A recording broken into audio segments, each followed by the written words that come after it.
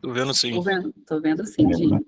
Bom, então vamos lá. Vou falar, pessoal, sobre integridade de sistema. Como eu não estou vendo, se alguém fizer levantar a mão ou tiver alguma reação, eu não vou perceber. Então, peço que me interrompam, caso tenha algum questionamento ou não queira perder o momento para a gente colocar. Tá?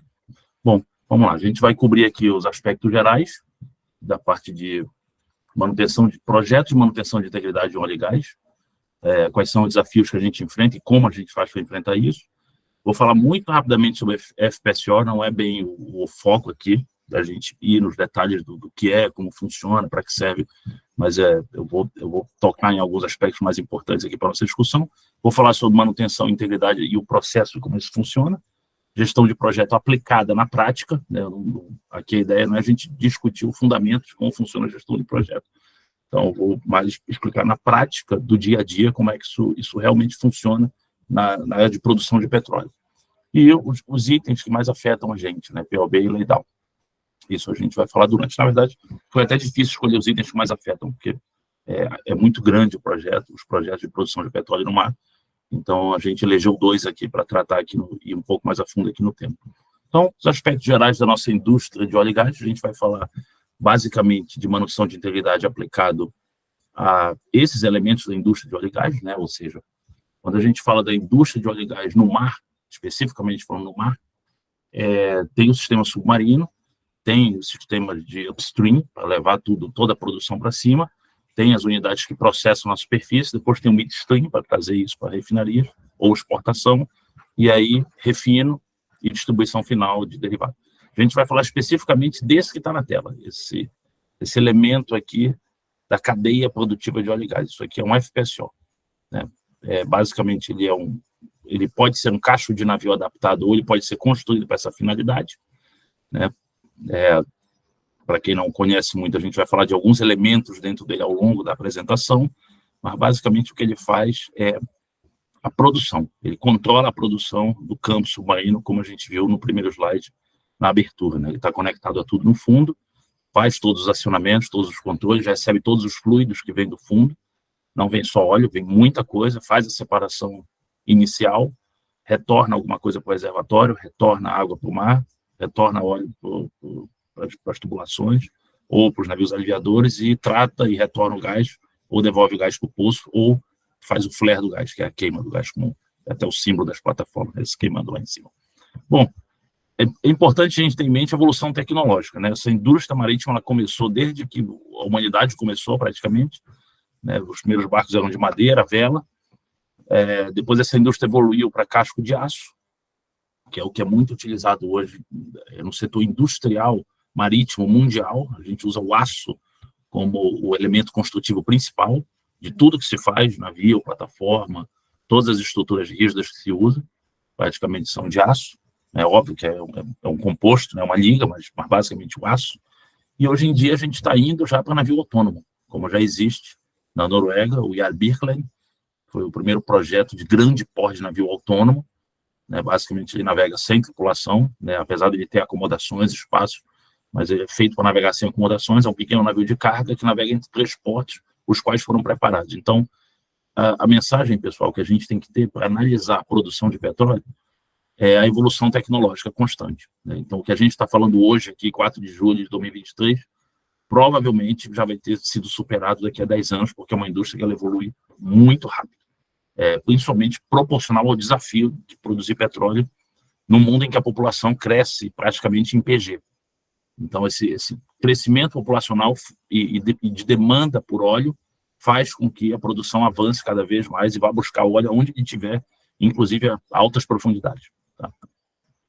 Esse avanço tecnológico a gente pode observar aqui, nessa figura, né? Em 77, ou seja, 45 anos atrás, a gente estava perfurando enxova a 124 metros, e aí vocês veem a evolução vertiginosa da perfuração, indo embora ali na década de 80, década de 90, e chegando agora ali em 2009, né, já está até um pouco datado esse gráfico, mas chegando ali a 2.000 metros de profundidade, e hoje a gente já está passando a barreira dos 2.500, né, ou seja, 10 anos depois de 2.500. Então, por que a gente usa muito essa alusão à profundidade, né? Não só a profundidade marítima, mas a profundidade terrestre também, né? Se a gente olhar a garupa, né, o poço aí da década de 80, numa plataforma fixa, ele perfurou ali 120 metros de lâmina d'água, depois venceu mais 3.000 e alguma coisa metros para baixo na crosta terrestre, antes do sal, que é essa placa branca que tem ali, né? Por isso que a gente chama de pré-sal, que está antes do sal.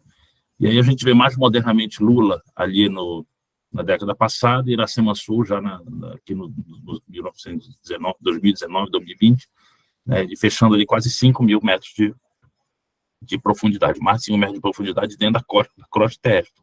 Então, esse desafio de você perfurar muito fundo, e de você obter esses fluidos de poços que estão muito distantes, ele mexe com toda a tecnologia de materiais, tecnologia de completação, tecnologia de separação na superfície, as pressões aumentam, o fluxo aumenta, então os equipamentos não vão ficando apenas maiores, eles têm que lidar com a questão de perenidade ao longo do tempo. E esse é um dos primeiros fatores que a gente tem que ter em mente quando a gente fala de integridade de estrutura offshore, o tempo.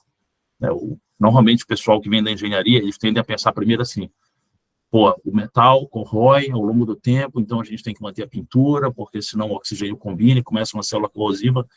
Pensa mais em química, pensa mais em estrutura, pensa mais em esforço, tempo. A primeira coisa que a gente pensa é o tempo. A passagem do tempo, ela é implacável com relação à estrutura das equipes, das estruturas metálicas, e a gente tem que pensar em como as equipes lidam com essa passagem do tempo. A gente vai abordar essa questão do tempo versus o metal resistindo ao longo de muitos anos nos próximos slides, mas isso é muito importante. Bom, uma pequena pincelada do ciclo de vida dos campos de petróleo, apesar de ter algumas pessoas aqui bem antigas nessa área de óleo e gás que eu já vi aqui, o comandante Saião, o Carlos Ferreira e outros, eu imagino que tem algumas pessoas aqui mais novas ou tentando entrar no setor. Mas, basicamente, ele ocorre da seguinte forma, só para a gente se situar na linha do tempo de como funciona o petróleo e gás no mar. Ele inicia com alguém obtendo um acesso a uma área. Então, inicialmente não havia nada, alguém entendeu que numa determinada área poderia haver potencial petrolífero, ou essas informações já são disponibilizadas pelo governo que detém o direito da área. Então, a primeira coisa a ser feita é um acesso. Tem que se ganhar, dependendo do país que você decide, ou que a empresa decide, iniciar um processo exploratório. E isso aí é o fluxo de cada estado que determina. No Brasil, é por meio das rodadas de licitações. Cada rodada, o governo disponibiliza algumas áreas, as empresas dão seus lances, se forem aceitas, elas arrematam as áreas. E daí, eles podem fazer a exploração, que é realmente ir no detalhe. Aqui começa algum gasto financeiro. Bota uma sonda, faz um poço pioneiro, faz alguns poços exploratórios. Esse termo exploração, ele está relacionado à obtenção de informação, basicamente, quando se trata da indústria energética, né? Explorar é basicamente obter dados para você saber como é que você vai fazer a explotação. Explotação é a obtenção comercial de um recurso mineral ou energético. É explotação. Então, exploração tem a ver com você obter dados da área que você arrematou no leilão.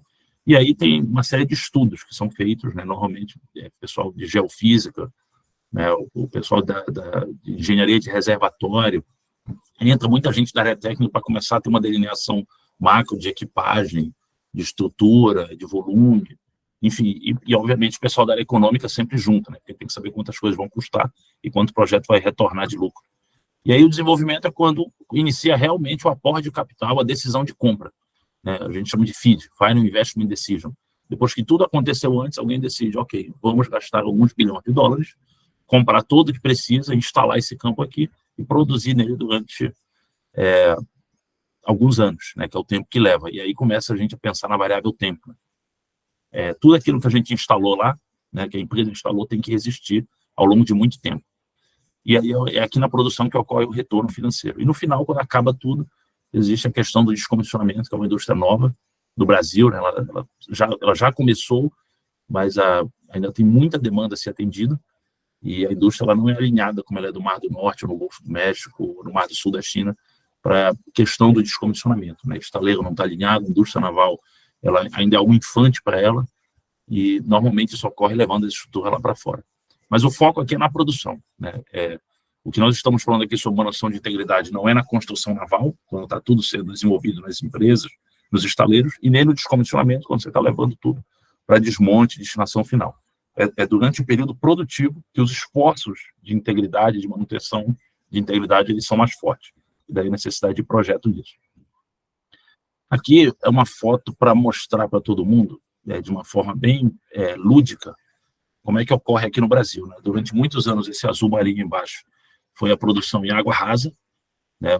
Não só em água rasa, mas majoritariamente em água rasa. É aquele monte de plataforma fixa que no final dos anos 70, nos anos 80, início dos anos 90, foram instalados na Bacia de Campos e no cluster Nordeste, basicamente ali no litoral de Sergipe, Alagoas, Ceará, Rio Grande do Norte. Então, tem alguns campos ali de plataforma fixa, começou na Bahia, na verdade. Então, isso aí é óleo de água, vamos dizer, água rasa e água de média profundidade, até onde estruturas fixas vão, e alguns FPSOs já no pós-sal. O pré-sal é onde a gente começa realmente a ir para dentro do que a gente chama de polígono do pré-sal, né, que fica majoritariamente dentro da Bacia de Santos, e aonde ocorre a exploração da maior quantidade de petróleo no Brasil hoje. Vocês veem que há uma substituição ali a partir de 2011, 12, parece que há uma substituição, né? Vai tendo um declínio na exploração do pós-sal, na água rasa, e começa a aumentar muito a parcela de investimento em água profunda. Então, isso aí dá uma dinâmica de quantos FPSOs estão sendo instalados ao longo dos anos, né? Então, para aumentar esse verde, isso é muito FPSO sendo colocado. Hoje, no Brasil, tem 61 FPSOs em operação.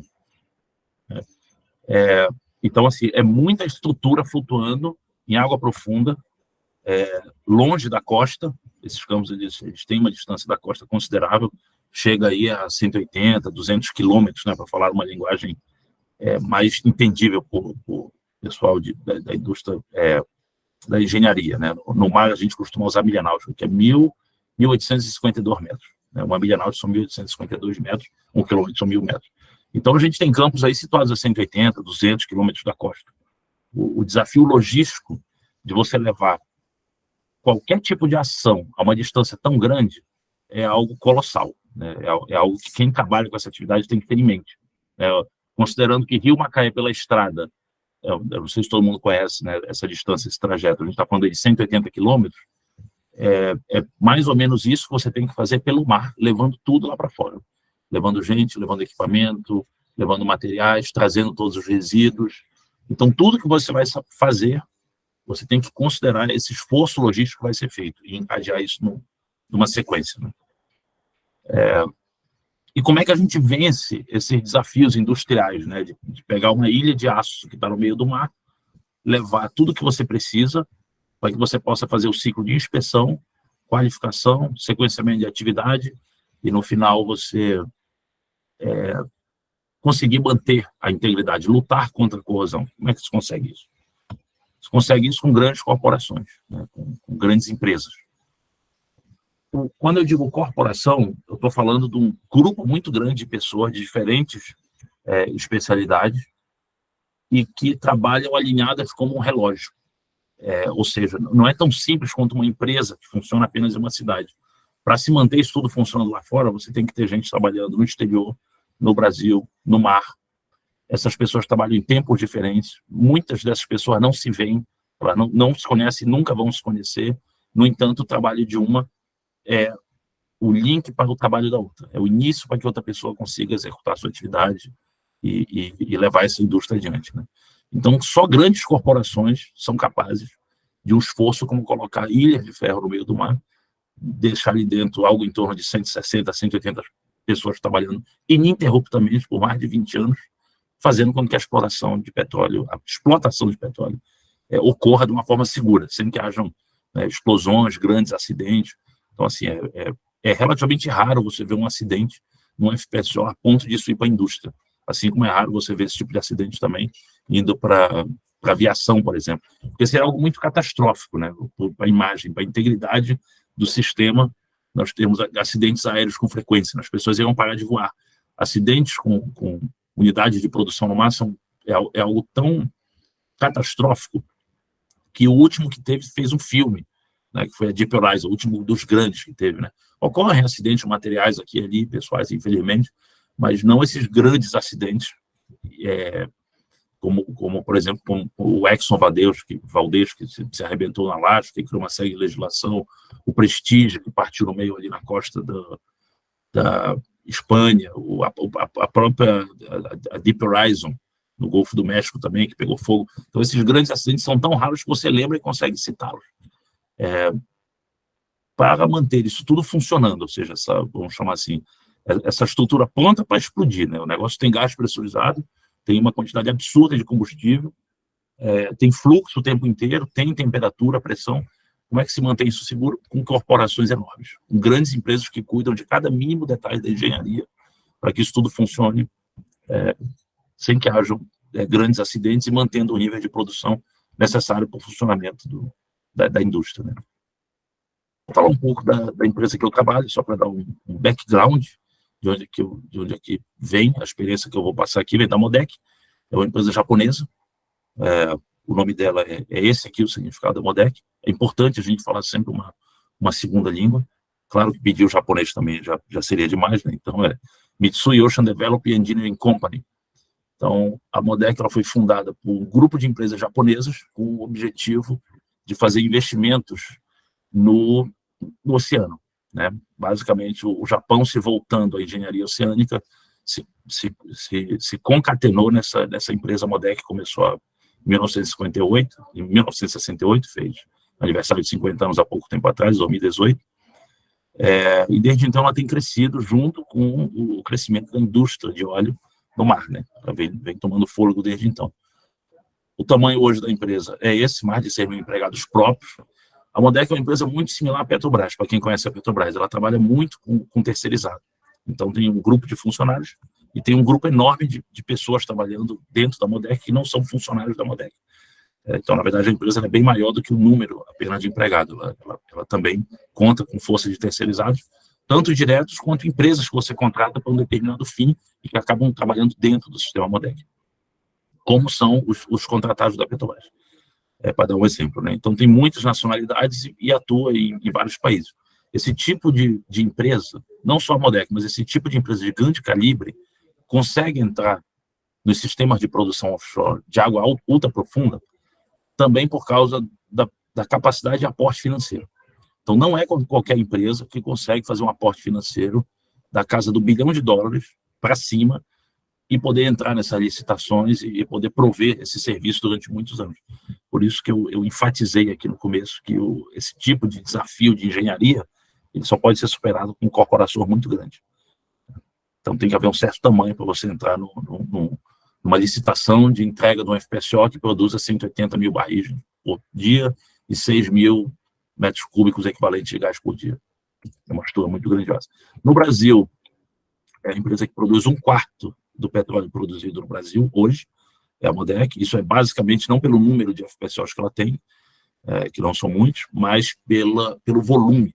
Nós temos 8 FPSOs no pré-sal, o volume de produção no pré-sal é muito grande, inclusive o FPSO que mais produz no Brasil é da Modec, é o FPSO Carioca, MV30, e isso é que coloca ela nessa posição nacional. Então, 1/4 do petróleo produzido nesse país passa pela mão dessa gigante japonesa.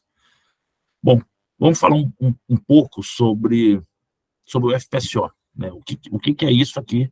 Eu não vou entrar, eu propositadamente não trouxe aqui detalhes de engenharia ou grandes diagramas complexos pelo tempo e pelo público, pelo que a Iris bem me explicou, né? Ou seja, vamos focar mais em integridade e como essa disciplina é tratada aqui dentro.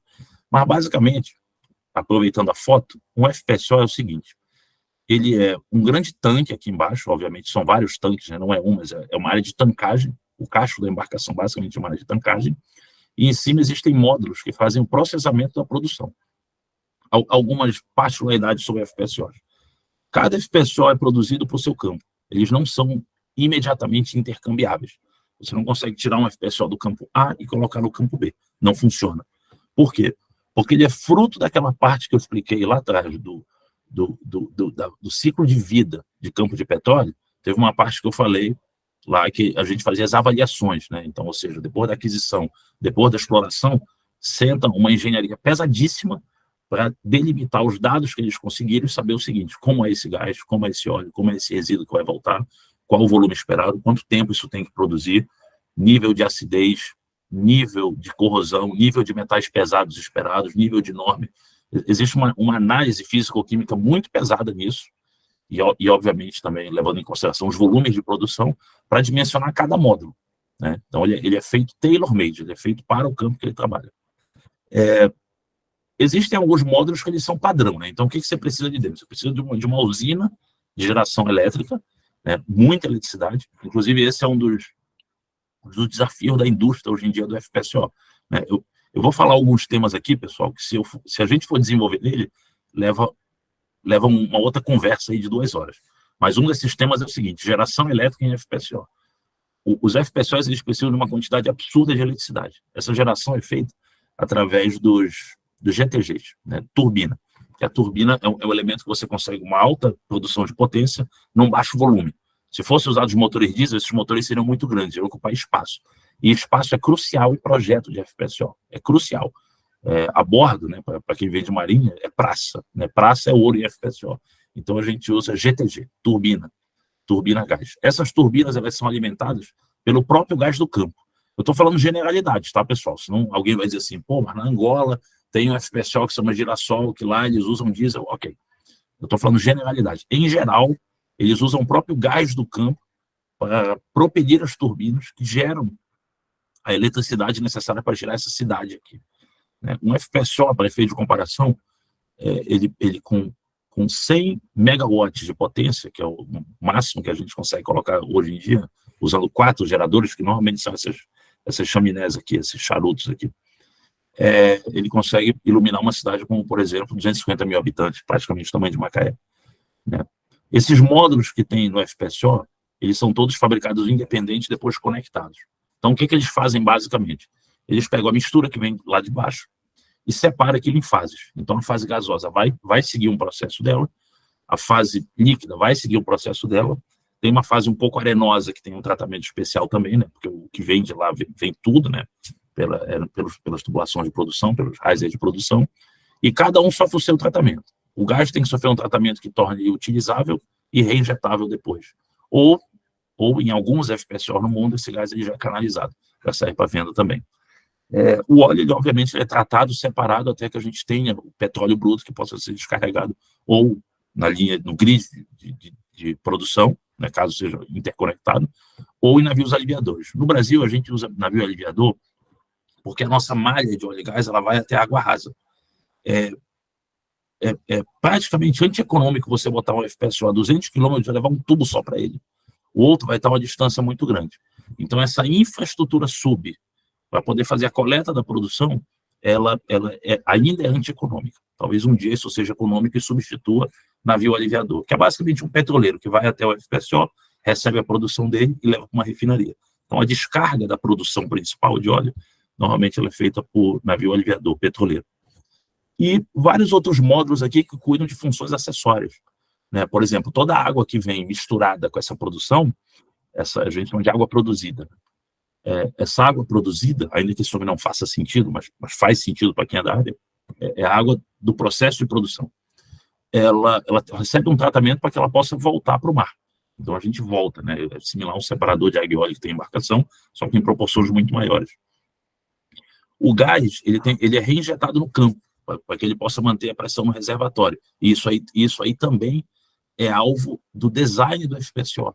Ou seja, a que pressão a gente precisa reinjetar esse gás durante quantos anos para que os poços continuem jorrando óleo, continuem insurgentes, né? Então, é o que chama de gas lift, né? Você injeta ele de volta, tanto para manter a pressão, quanto para facilitar o fluxo também. Às vezes, você injeta gás pelos tubos de produção para que facilite o fluxo de óleo também, né? Que ele borbulha, né? E a massa de uma grande densidade, ela diminui a densidade pela borbulha do próprio gás. O flare, que vocês veem aqui, o símbolo da FPSO, tem o flare e o vente. Esse aqui do lado é o vente, esse aqui principal é o flare. Antigamente era comum você fazer flare do excesso de produção de gás. Com a Convenção de Paris, isso está cada vez mais entrando, né? Começou lá na ECO 92 no Rio, teve outras COP, né, que é Convention of Paris. A Convenção de Paris é mais famosa, que assinaram o tratado lá para reduzir as emissões de GTG no mundo tal, botaram umas metas lá bem ambiciosas, né, tanto para a indústria marítima, quanto para a indústria de produção de óleo e gás, tudo. Então, um dos alvos disso é o flare, né, que é basicamente uma queima ininterrupta de muito gás durante muitos anos, que é como os desenhos antigos. Os novos já prevê reinjeção. O flare vira uma exceção. Em campos de petróleo, onde o flare não é autorizado, ou seja, o desenho já prevê a rejeição total, para você abrir o flare, seja por uma necessidade operacional, um problema que você tenha no equipamento, ou seja por que motivo for, porque o flare também tem função de segurança, você às vezes necessita de uma anuência do IBAMA.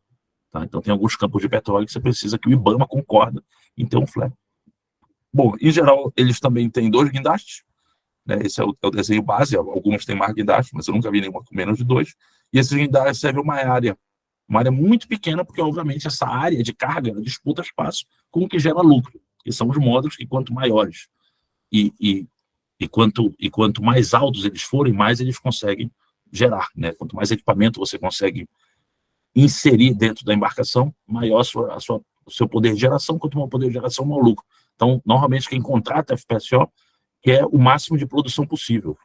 Digamos assim, vou produzir 20 anos. Isso é por uma restrição de engenharia. Porque se o cara pudesse arrancar tudo de lá em 5 anos, ele o faria.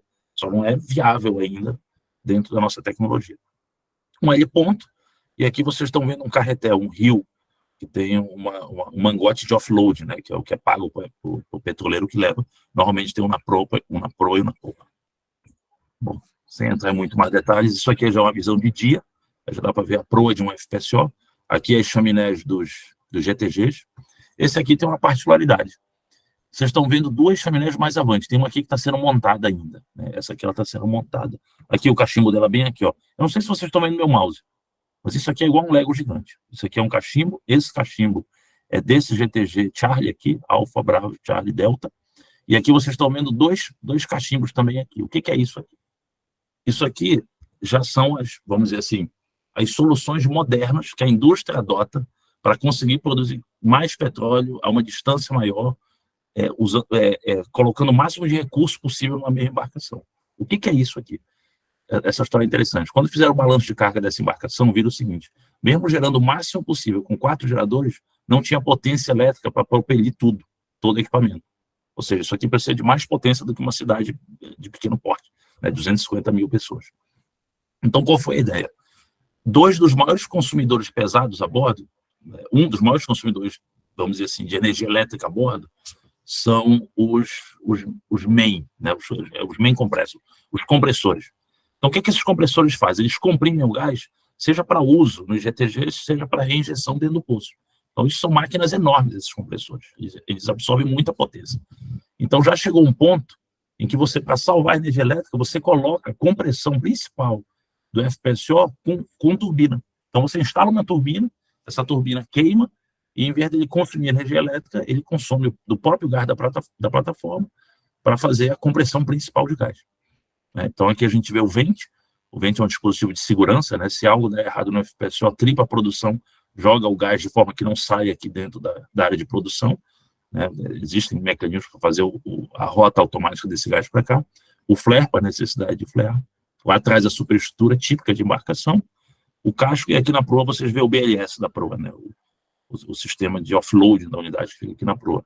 Isso aqui são os balcões de ancoragem. Aqui tem um, de onde vão sair a linha de ancoragem, outro no outro bordo, né? Esse aqui é a Boreste, uma bomborda, e 2 também na popa. As estações de fuga ficam lá pela popa. Isso aqui ele está ancorado em Aracruz, e aqui embaixo você vê umas pessoas, um caminhão, alguns containers, aqui a ponta que eu falei do flare, isso aqui é algumas estruturas utilizadas em outros FPSOs. Então você vê o tamanho de itens familiares para dar uma dimensão em relação ao tamanho total desse cara aqui. Se vocês forem andar aqui dentro do FPSO, vocês não conseguem andar ele todo em um dia. Não dá para andar tudo em um dia. É muito piso, é muita área, é muito equipamento, é muito sobe e desce. Isso já é um FPSO moderno do campo de Marley, né, que foi instalado em substituição a tudo que foi instalado lá nos anos 80, para explorar o pós-sal dele, que ainda é bem lucrativo. Tem uma E-House aqui atrás também.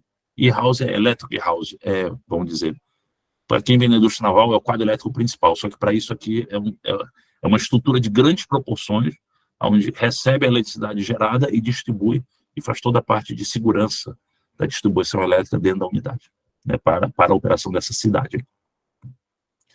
Bom, dentro as distâncias são grandes, né, as distâncias a percorrer são muito grandes, isso aqui é um dos corredores de uma unidade nova, né, as unidades mais antigas, a corrosão normalmente ela tem seu espaço, mesmo com uma boa manutenção, tem restrições de PLB, mas algumas unidades conseguem manter um bom nível de integridade estrutural. E todas essas estruturas aqui que vocês estão vendo, esse suporte aqui dessa luminária, esse suporte aqui dessa tubulação, esse gigante aqui, que provavelmente é uma perna de estrutural de módulo, as redes de incêndio, que normalmente são vermelhas, esses suportes mecânicos aqui de uma rede de produção que passa bem aqui, tudo isso aqui é de aço e tudo isso aqui está exposto. Está tudo exposto. E vai ficar exposto durante 10, 20, 25, 30 anos. Quanto tempo essa estrutura vai ficar lá fora? Então, você botar todo esse aço exposto e principalmente trabalhando, né? Porque lembrando que corrosão é uma pilha eletroquímica, né? Corrosão basicamente é roubo de elétron, né? Em presença de oxigênio, isso é catalisado. Então, esses fluidos que passam dentro das tubulações, eles tendem a potencializar a corrosão nas tubulações e nos tanques. Então, mesmo com todo o engenho industrial de sistemas de proteção catódica, de anodo de sacrifício, de sistemas de corrente impressa, que são sistemas conhecidos na indústria, para proteger estruturas metálicas de corrosão, mesmo assim não tem como. A natureza se impõe, e se não houver ação humana, né, se a gente não botar pessoas efetivamente trabalhando em pintura, em reparo, em tratamento, em sistemas de prevenção, não tem jeito, a corrosão ela se impõe. Bom, como eu falei, tudo é muito grande, tudo é muito amplo, né? Isso aqui é uma foto de uma das praças de máquina do FPSO, né? Ele tem normalmente praça de máquina, praça de bomba e outras inserções no casco, dependendo da necessidade do design de equipamento. Então, vocês veem que é muito equipamento. Aqui, a proteção é bem maior. Aqui dentro, as estruturas que elas estão fechadas dentro da embarcação, elas não costumam sofrer a corrosão que ocorre fora. Mas o maquinário necessário para a manutenção é o mesmo. Né? Então, é muito grande. Né? Então, tem bombas de incêndio lá embaixo, né? Alguns geradores aqui. Os geradores estão espalhados. Né? O FPSO ele não tem só a geração principal, aquele para produção. Ele tem geração auxiliar, ele tem geração localizada. Ele é um sistema um pouco mais complexo para uma embarcação tradicional. Aqui tem um dos sistemas de produção de água para consumo humano, por osmose. Né? Algumas sistemas de resfriamento aqui do lado. Interessante das bombas de incêndio, né? Essa rede aqui de cor amarela, ela é o ar do motor a diesel de emergência para propelir a bomba. Então, se houver um acidente, isso aqui se encher de gás é um outro assunto que também leva, se a gente for falar, vai levar uma hora. Mas gás é um dos itens de maior preocupação no desenho dos FPSOs. É um dos maiores, porque é muito gás, normalmente ele opera sob alta pressão, e um vazamento de gás enche um compartimento desse aqui, 1, 2 já, encheu tudo, acabou. Então, tudo que está sujeito a problemas com gás tem uma segurança intrínseca aumentada. Né? Isso é muito presente no sistema de produção como um todo. Né? Aí aqui, uma visão de terra, tem um cara aqui acima do peso aqui para dar uma referência, como é que é um gordo perto do FPSO. Então, aqui os guindastes dele vistos um pouco mais de perto, né, as inserções que foram feitas no casco, né, para o guindaste caber, vê que ele está até um pouco para fora. Tudo isso aqui, pessoal, que vocês estão vendo, esses detalhes, eles são interessantes, né? Ó, vocês estão vendo uma varanda aqui nesse módulo. Esse aqui eu acho que é o warehouse. Estão vendo uma varanda aqui. O guindaste está um pouco para fora, né? Ele está enjeitado aqui no casco, aqui, engastado no casco. Você vê aqui as tubulações de água salgada, subir água salgada para Seawater Lifting Pump. Então, tem umas bombas para fazer a elevação da água salgada para distribuir refrigeração para tudo que tem que ir. Isso aqui também é uma protuberância no casco. Você vê aqui as Yokogawas aqui. As Yokohamas, desculpa, as Yokohama. Yokogawa é pessoal de automação. As Yokohamas aqui, que são as defensas, né? Quando chega uma embarcação, você desce essa bola de borracha aqui com esses pneus aqui pendurados, trançados aqui com corrente. Isso aqui é uma defesa para a embarcação não bater. Mas você vê que ele não está guardado dentro, ele está para fora. Qual que é o motivo disso? De todas essas estruturas que protuberam para fora. Tudo isso aqui é para ganhar praça, é para você ganhar espaço. É porque os projetos eles são realmente no limite do que precisa produzir. É claro que antes de você iniciar, assinar com o estaleiro, assinar com todo mundo e fazer a compra dos equipamentos, né, isso passa por várias camadas de projeto. Mas para quem é na engenharia naval, é uma espiral de projeto. Então, quando você faz essa espiral de projeto, a gente só vai para o FEED quando está tudo definido. Mas você vê onde é que os planejadores, os engenheiros vão buscar espaço, né, para poder caber tudo que precisa lá dentro de forma segura e de forma que atenda ao que foi contratado, né? Que isso aqui serve a um contrato. Então, quando você ganha um contrato, você prometeu que vai produzir dessa quantidade, dessa forma, nesse tempo, nesse nível de qualidade. Tem muito equipamento dentro do FPSO que é para questão de manutenção de qualidade. Se fosse só pegar tudo que vem lá e mandar, tranquilo. Não, tem que ter um percentual de óleo, um percentual de água máximo, o gás tem que estar tratado, tem que estar desidratado, tem que estar pressurizado. Então, o poço ele exige muita injeção química para funcionar ao longo dos anos. Lembrando, né, vamos dizer, aquela matéria-prima bruta que vem do planeta, ela não passa ali naquele poço e aquilo fica limpinho a vida toda. É óbvio que aquilo ali vai tendo ali hidrato, vai tendo ali erosão, vai tendo uma série de problemas ali que vão calcificando uma série de materiais ali dentro. E aí, para você manter a surgência do poço, haja injeção química nesse negócio. Então, esses equipamentos e sistemas de manutenção de qualidade, de produção, eles ocupam muito espaço também. Só que nota que nessa explicação, vamos dizer assim, muito básica, do pouco que eu entendo do FPSO, nota que do ponto de vista da manutenção, digamos que nós somos o povo da manutenção. Nós aqui que estamos conversando, somos o povo da manutenção. Como é que a gente vê isso aqui?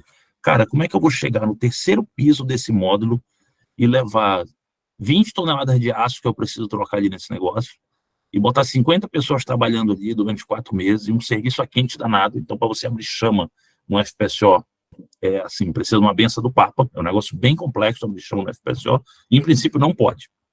Como é óbvio que tudo é feito de aço, você precisa fazer trabalho a quente, isso aqui é um protocolo que ou você faz o shutdown da planta, que é quando a empresa para de receber dinheiro, logo é um evento que ele tem que ser aprovado por altas instâncias, normalmente até pelos clientes. A parada de produção do FPSO é um evento que tem que ser aprovado, para que você faça o que a gente chama de desclassificar a área, porque quando ele está em produção, toda essa área aqui ela é classificada. Então você não pode fumar, não pode abrir chama, nada, não pode ter nenhuma fagulha aqui nesse negócio.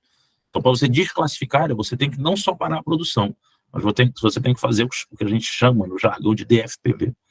DFPV é Drain, Flushing, Purge, Venting.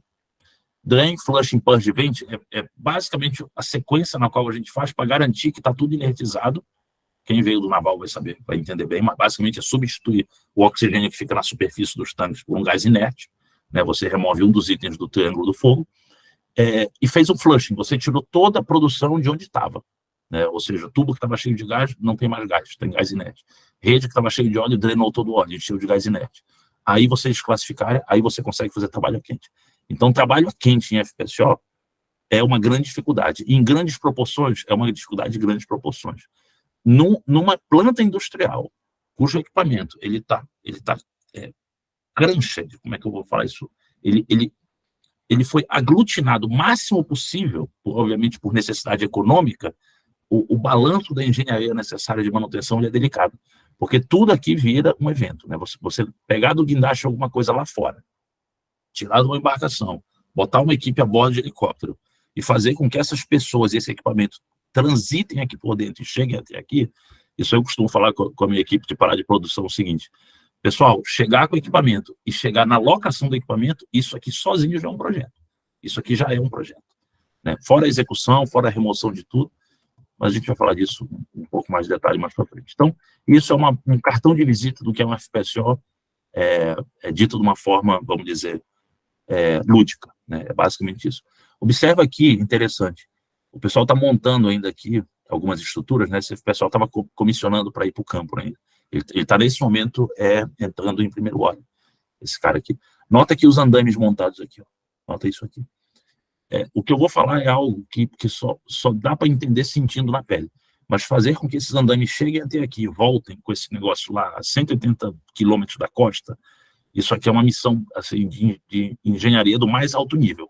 Parece simples, mas fazer isso acontecer junto com todas as outras atividades e no timing que você precisa fazer, com restrição de laydown, que é a área onde o guindaste consegue operar, e de POB, é isso aqui que requer uma engenharia de projeto, que é o que a gente usa na indústria para fazer isso aqui, a manutenção disso aqui funcionar.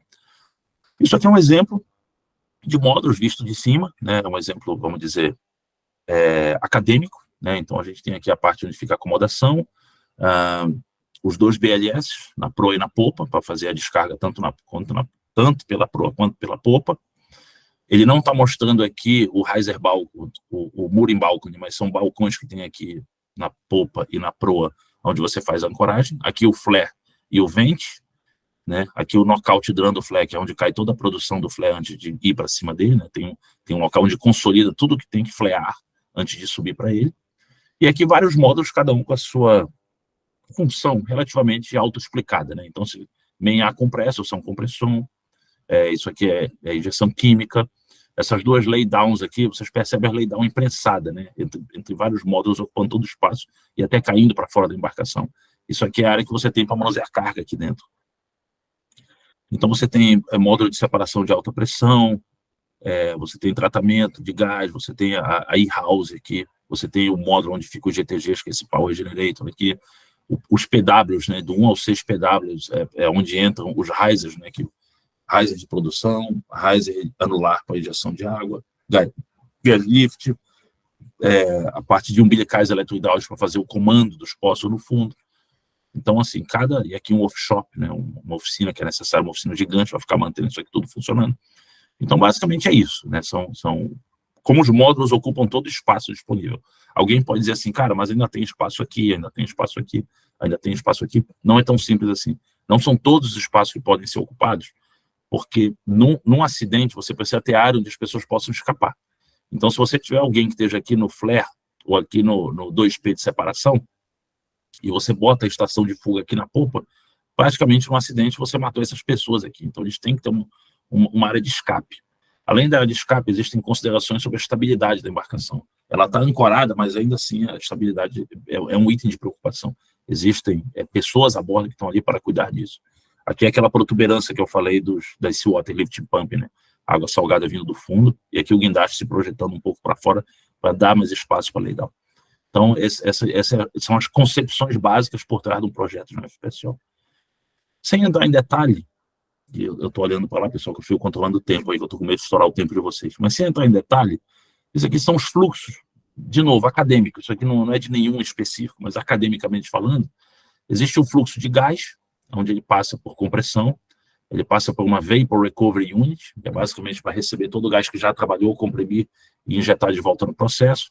Tem a parte de desidratação dele, ele tem que ser refrigerado para certos fluxos de processo, ele alimenta a planta de geração, ele vai fazer o gas lift dos risers aqui, ou ele pode ir para exportação, se for um FPSO que exporta o gás, é uma saída, tem algum no Brasil. Aqui em laranja, a produção principal, eu não sei a cor que está aparecendo para cada um de vocês, tem gente que usa monitor de uma forma, de outra, mas nesse fluxo central aqui o main trend, né, onde você faz aqui realmente o óleo para ir para o tanker, né, tanker que ele chama é o navio aliviador, é o petroleiro, o shuttle tank. Então, esse trend principal aqui é o de produção, ele tem alguns estágios aqui, onde você tem que fazer uma separação bruta inicial, né? Percebe esse cara aqui, que ele tira água, ele sai óleo e ele sai gás. Esse cara aqui é o cara que faz a separação bruta inicial. O nome dele é Electrostatic Treater, ele tem ele consome muita energia elétrica, ele tem um campo magnético muito forte aqui dentro, que além do próprio fluxo interno dele, usando o Bernoulli no 10, ele também usa campo magnético para acelerar a separação. E aí faz a dessalinização, resfria esse negócio, bota para dentro dos tanques. Essa parte de metering aqui, pessoal, isso aqui é muito importante na indústria de produção. O metering. Esse é outro item que, se for falar, vai embora. O metering é assim, em termos tributários, a produção de petróleo e gás ela é taxada na fonte.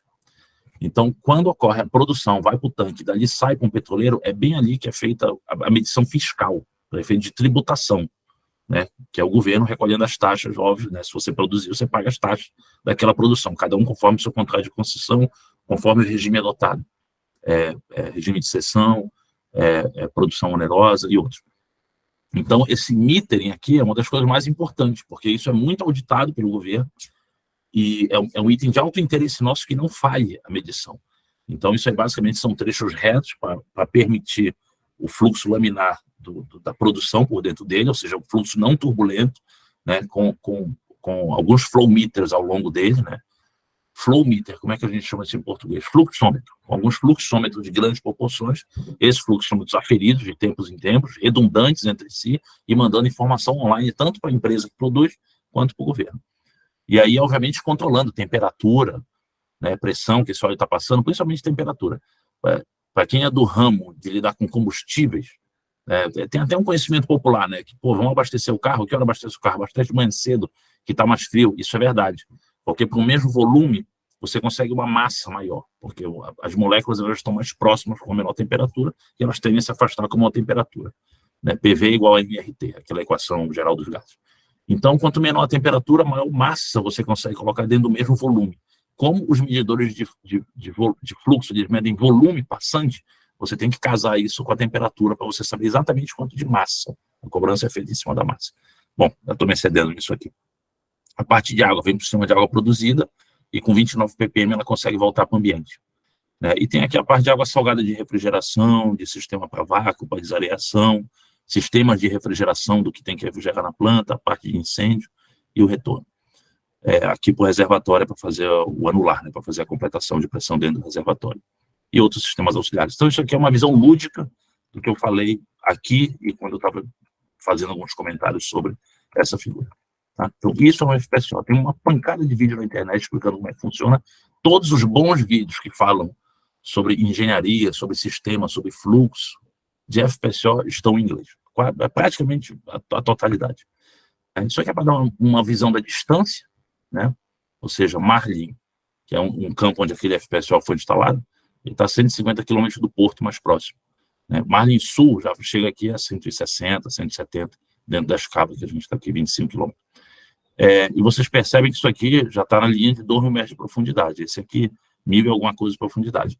Então, o que está acontecendo com a produção de petróleo, não só no Brasil, no mundo, é isso. O homem está indo buscar óleo aonde ele está. E em grandes volumes a gente encontra ele em águas profundas. Então, em todo o mundo, essa exploração de água profunda, cada um no seu estágio de desenvolvimento, ela está indo embora, descendo a costa e procurando petróleo. O que o Brasil é autorizado a explorar é até o que a gente chama de ZE. Isso é outra disciplina, né? Zona Econômica Exclusiva. Né? Tem mar territorial, zona contígua, tem a zona econômica exclusiva e tem a plataforma continental. A plataforma continental, imaginando que um país é uma ilha em cima de uma montanha, né? Um continente. Então tem um ponto aqui onde o talude continental cai, bem ali acaba os direitos. Mas direito de exploração a gente tem até a ZE, que são 200 milhas da costa. Uma milha é 1.800 de alguma coisa, dá 360, 370 mais ou menos. Então são 370 quilômetros da costa. Percebe que aqui a gente está em 150, 160, fazendo uma conta de padaria. Ou seja, tem muito mais área ao longo de toda a costa brasileira, ao redor de Fernando de Noronha, ao redor de São Pedro e São Paulo, que também é território nacional, então a ZE se estende ao redor deles também. Tudo isso é área que a gente pode, no futuro, explorar. Ou seja, a tendência da indústria é entrar mais, né, dentro, à medida que esses campos aqui, Vermelho, Carapeba, Cherne, Enxova, isso aqui é tudo antigo. Essas aqui abaixo de 100 são tudo fixa, né, e está tudo depletado. Né, é o termo quando o reservatório chega ao fim econômico da vida. Né, ele não chega ao fim do petróleo, o petróleo não acaba. Né, isso não é que nem uma garrafa de cerveja que acaba. O petróleo não acaba, ele simplesmente chega a um ponto em que a extração é antieconômica. E aí paga, fecha, faz um acordo com o governo, acabou a produção, enfim, o governo tem que concordar que a produção acabou. Então esse início aqui, ó, a gente já bebeu todo esse óleo aqui. Agora a gente já está por aqui. E no sul tem a Bacia de Santos, essa aqui é a Bacia de Campos. Ou seja, tem um pedaço aqui esperando, né, que um dia vai chegar lá. Agora, percebe o desafio logístico, pessoal, de você levar material cada vez mais longe. Para você ir cada vez mais longe, e isso se tornar econômico, você precisa de embarcações cada vez maiores. Né? O Brasil viu isso de perto. Quem está nessa indústria há mais de 15 anos viu isso total. Ou seja, as embarcações elas eram pequenas, a exploração é água rasa, próxima à costa. À medida que ela vai distanciando, os projetos vão ficando maiores, por causa da necessidade de perfuração cada vez mais fundo, por causa da necessidade de dimensionamento de tudo proporcional ao campo. Que quanto mais fundo e mais para dentro do planeta, tudo fica maior lá de cima. Então você não consegue, com uma embarcação pequena, servir a algo que tem grandes dimensões de equipamento, para você poder levar, trazer tudo. Então vê como a infraestrutura começa a ficar pressionada. Se você tem um porto que pega embarcações pequenas, calado é a profundidade do barco, abaixo da quilha, né? Até onde vai a quilha, abaixo da superfície d'água. Se você pega um porto que só entra um barco de 5 metros, acabou, ele está fora. Aí passam alguns anos com barcos até 10 metros, ok. Um dia vai chegar barcos até 18 metros, até 20 metros. Então os portos crescem, a área portuária cresce, as estradas têm que ficar maior, os helicópteros não conseguem mais voar tão longe. Isso é algo que está numa discussão também. Dentro da indústria de óleo e gás existe uma discussão muito grande sobre isso. Os helicópteros, quando eles voam para levar pessoas, a gente sofre isso aqui na firma, né? Eles têm uma autonomia máxima de voo. Então, tem hora que para você poder levar uma aeronave até uma unidade que esteja muito distante, por exemplo, 200 quilômetros da costa, e esse helicóptero, por exemplo, é um Sikorsky 92, ele cabe 19 pessoas, né? 19 pessoas com as suas bagagens, cada uma até 14 quilos, pronto. Só que se a plataforma estiver muito longe, você começa a tirar a pessoa do helicóptero para você poder levar mais combustível e ele poder chegar até o destino. Então, você não consegue mais levar 19 pessoas, você consegue levar 16 pessoas e voltar com 19, assumindo que não dá nenhum problema no caminho. E ele mantendo a margem de segurança dele, obviamente. Mas percebe o desafio quando você, por estar com um projeto muito grande, muito longe, você tem que aumentar porto, aumentar guindaste de porto, aumentar canal de navegação, aumentar fluxo rodoviário, aumentar distâncias navegadas, aí as embarcações têm que ter mais combustível, o que cresce o tamanho, os helicópteros têm que voar mais longe. Então já se fala em estações de reabastecimento intermediário, onde você tem umas estações, os helicópteros chegam aqui, as embarcações trazem para um porto intermediário, depois levam até lá. Então esse é o tamanho do desafio que vão enfrentar os novos engenheiros que vão lidar com essa indústria de óleo e gás nos próximos 10, 20 anos. É algo colossal. E aqui uma ideia, não vou demorar muito nisso aqui, uma ideia de tempo, né? Eu estou insistindo desde o começo nessa palavra tempo, né? Isso aqui é uma notícia do mês passado, junho. A Petrobras amplia o prazo de proposta para uma licitação de um FPSO de Albacora. Albacora a gente acabou de ver aqui. Cadê Albacora? Aqui, ó. Vamos botar um novo FPSO aqui em Albacora. Por quanto tempo esse cara vai ficar? Vou aguardar o projeto, blá, blá, blá, até 15 de setembro, está na Petronet. A nova plataforma que a Petrobras irá contratar para Albacora será afetada por 27 anos. 120 mil barris de óleo por dia, 6 milhões de metros cúbicos diário de gás. É aquilo que eu falei. Quem entrar nisso aqui, nessa proposta, vai ter que ofertar um equipamento que vai funcionar 27 anos e vai fornecer 120 mil barris por dia e 6 milhões de metros cúbicos de gás o tempo inteiro. Olha o tamanho do desafio de engenharia desse negócio. Olha os engenheiros lá atrás pensando na parede do tubo, pensando no suporte estrutural do módulo, que ele não tem que ficar lá em cima por 10 anos.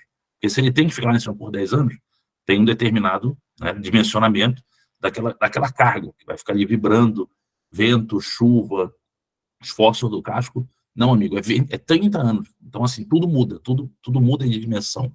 Né? Integridade para 27 anos é diferente de integridade para 10 anos, que é diferente de integridade para 5 anos. Então, assim, esse é o tamanho do desafio que tem pela frente em termos de tempo, né? Um ponto importante, né? Eu estou falando muito de informação solta, tá, pessoal? Um ponto importante. Quando você pensa em tempo, você tem que pensar em mudanças regulatórias também, tá? Isso existe. Então, se você tem um projeto que ele vai durar 5 anos, você pode ficar relativamente tranquilo que provavelmente você não vai ser afetado por uma mudança de lei de última hora. Mas se você fala em 20 ou 30 anos, provavelmente alguma norma vai se impor, principalmente no campo da segurança, tá? A segurança industrial é algo que a normatização brasileira ela tem evoluído muito. Né? Então, já houve uma época em que você podia praticamente andar como se fosse um civil a bordo. Hoje em dia, você anda como se você fosse um astronauta, e tudo aquilo é norma. Né? Então, o capacete é fabricado conforme norma, a carneira, o óculos de proteção, o procedimento que a pessoa usa. Tem uma NR que fala hoje em dia sobre a qualidade da internet de quem trabalha a bordo. Até 2 anos atrás não tinha. Então, essa chuva de requisitos legais, ela vai mudando. Quanto mais tempo é a duração do seu projeto, você tem que esperar uma maior incidência de mudanças regulatórias. Para onde essa regulação vai mudar? Não sabemos, ela vai mudar. Então, isso tem que ser pensado por quem entra num projeto de tal dimensão temporal. Bom, agora sim, embolei muito, mas vamos entrar aqui na matéria principal aqui do que me foi solicitado aqui pela Iris, pela Cristiane falar. Integridade de sistemas offshore e projetos de integridade. Bom, vamos fazer uma relação aqui, caso haja algum leigo, se não houver nenhum, desculpa o slide bobo, mas esse fluxo que a gente faz da nossa própria manutenção na vida, né, ou seja, eu sou um paciente, o médico ele faz um exame, ele me dá uma prescrição e eu aplico a solução em mim, seja ela uma medicação, uma alotropia, seja ela um procedimento, fisioterapia, uma cirurgia, seja o que for, ou uma mudança de comportamento, enfim. Faça isso, você fica bom e eu resolvo o meu problema. Esse é o mesmo fluxo que a indústria usa. Só que em vez de uma pessoa, é equipamento. Em vez de um médico, um engenheiro, uma pessoa habilitada, né? Vocês vão ver eu falar aqui muito em pH na frente. Tem que dar uma prescrição, né? Aliás, ela tem que primeiro conduzir uma inspeção para fazer uma recomendação, que é a prescrição médica, para fazer um reparo. O que é importante aqui, né? Tem muita coisa importante, mas devido ao tempo eu vou resumir as questões principais aqui.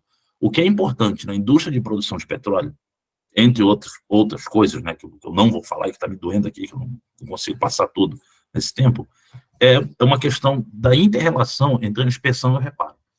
Quem trabalha com projeto de integridade em sistema offshore tem isso na veia, né? Isso que eu vou falar. Você precisa acessar o ativo, que eu acho que eu passei toda a dificuldade técnica, logística e temporal de você acessar o ativo, então você tem que acessar aquilo, né? Levar todo o equipamento que você precisa, conseguir o espaço e conseguir que o sistema esteja apto a você fazer a inspeção nele. Muitas vezes você precisa desclassificar a planta para você parar, abrir o tubo e ver como é que está aquilo.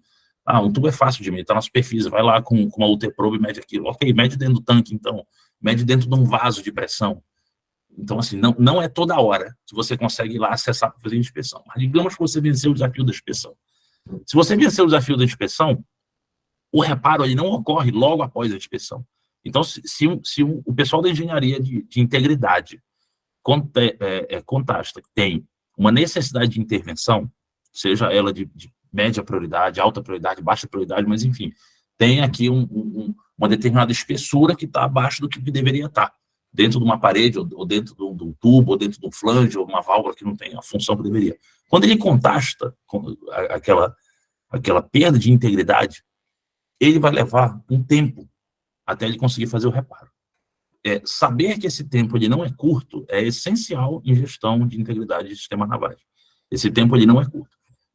É comum na indústria de produção você fazer um determinado número de inspeções, enche uma determinada lista de itens, e isso só vai conseguir ser tratado anos depois. Não é semanas, dias, meses, é anos depois.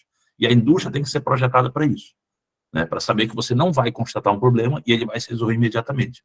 Se você teve acesso a um sistema que teve que parar a produção da plataforma para você ter acesso e fazer aquela inspeção, lembrando que tem muitos outros no mesmo sistema, não é só aquele. Mas vamos pegar um exemplo. Quando é a próxima oportunidade que eu tenho? É daqui a 6 meses. Eu consigo fazer? Não, tem outros que estão prioritário, esse ainda é prioridade 3, a gente está com uma lista enorme de 1. Então, a indústria ela trabalha com isso, com prioridade, com linha do tempo, mas com um esforço constante de inspeção, que não é fácil. Vou mostrar aqui na frente. Bom, integridade. Desculpa os slides em inglês, tá, pessoal? É porque essa indústria ela funciona em inglês, tá? Para não estender muito aí, que eu sou um pouco prolixo. O que é integridade, né? Qual é o objetivo da integridade, né? O objetivo da integridade ativa é controlar efetivamente e assegurar o funcionamento apropriado dos ativos corporativos. Estou falando de integridade para ativos de uma empresa, né? Isso se aplica para a vida também, mas isso aqui é um conceito industrial de integridade que a gente usa, né, aqui na nossa empresa e na indústria como um todo. Para quê? Para conseguir o ganho máximo, né? Para conseguir a eficiência máxima do equipamento, para conseguir a lucratividade e o retorno da mesma forma enquanto você protege os trabalhadores, a comunidade e o ambiente. Um programa de controle de integridade ativo, ele incorpora o projeto, né, desde quando você faz o projeto, você já tem que estar pensando na integridade, a manutenção, a inspeção e a operação. Essa relação entre manutenção e inspeção é aquela que eu falei antes. Alguém inspeciona, gera uma nota, esse negócio tem que entrar numa lista de prioridade, numa lista de produção, que um dia vai gerar um reparo. Tá? Então, esse aqui é o fluxo onde a gente opera a integridade, né? Você tem a operação da planta, você tem que saber que existe alguém operando aquele ativo, aquela instalação industrial, você tem os esforços de inspeção, você tem os esforços de execução. A confluência de você operar a planta enquanto você faz as inspeções, enquanto você faz as manutenções, é que gera integridade. Isso parece simples, mas na prática envolve muita negociação, envolve muita engenharia, envolve muito esforço de priorização, o que é uma ciência. Essa questão de priorização, a gente lida muito com isso no dia a dia dos projetos de manutenção de integridade, porque é basicamente uma disputa, né? Então, diferentes pessoas têm diferentes percepções, diferentes níveis hierárquicos, tem diferentes lugares à mesa para colocar o que é prioridade, o que não é. E, normalmente, não é só a empresa que cuida disso.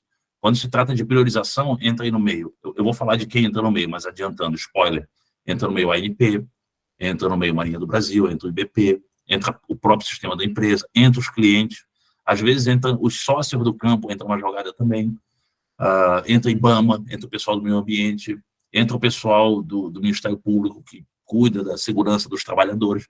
Então, integridade tem a ver com isso. Por isso que está bem claro aqui no Conselho de Integridade essa questão de segurança das pessoas. Você não pode só pensar no lucro, você não pode só pensar na produção, e você não pode só pensar no teu P&L, e a segurança das pessoas requer certas ações de integridade e subam na prioridade, né? Então, esse é o conceito que a gente trabalha de integridade aqui dentro.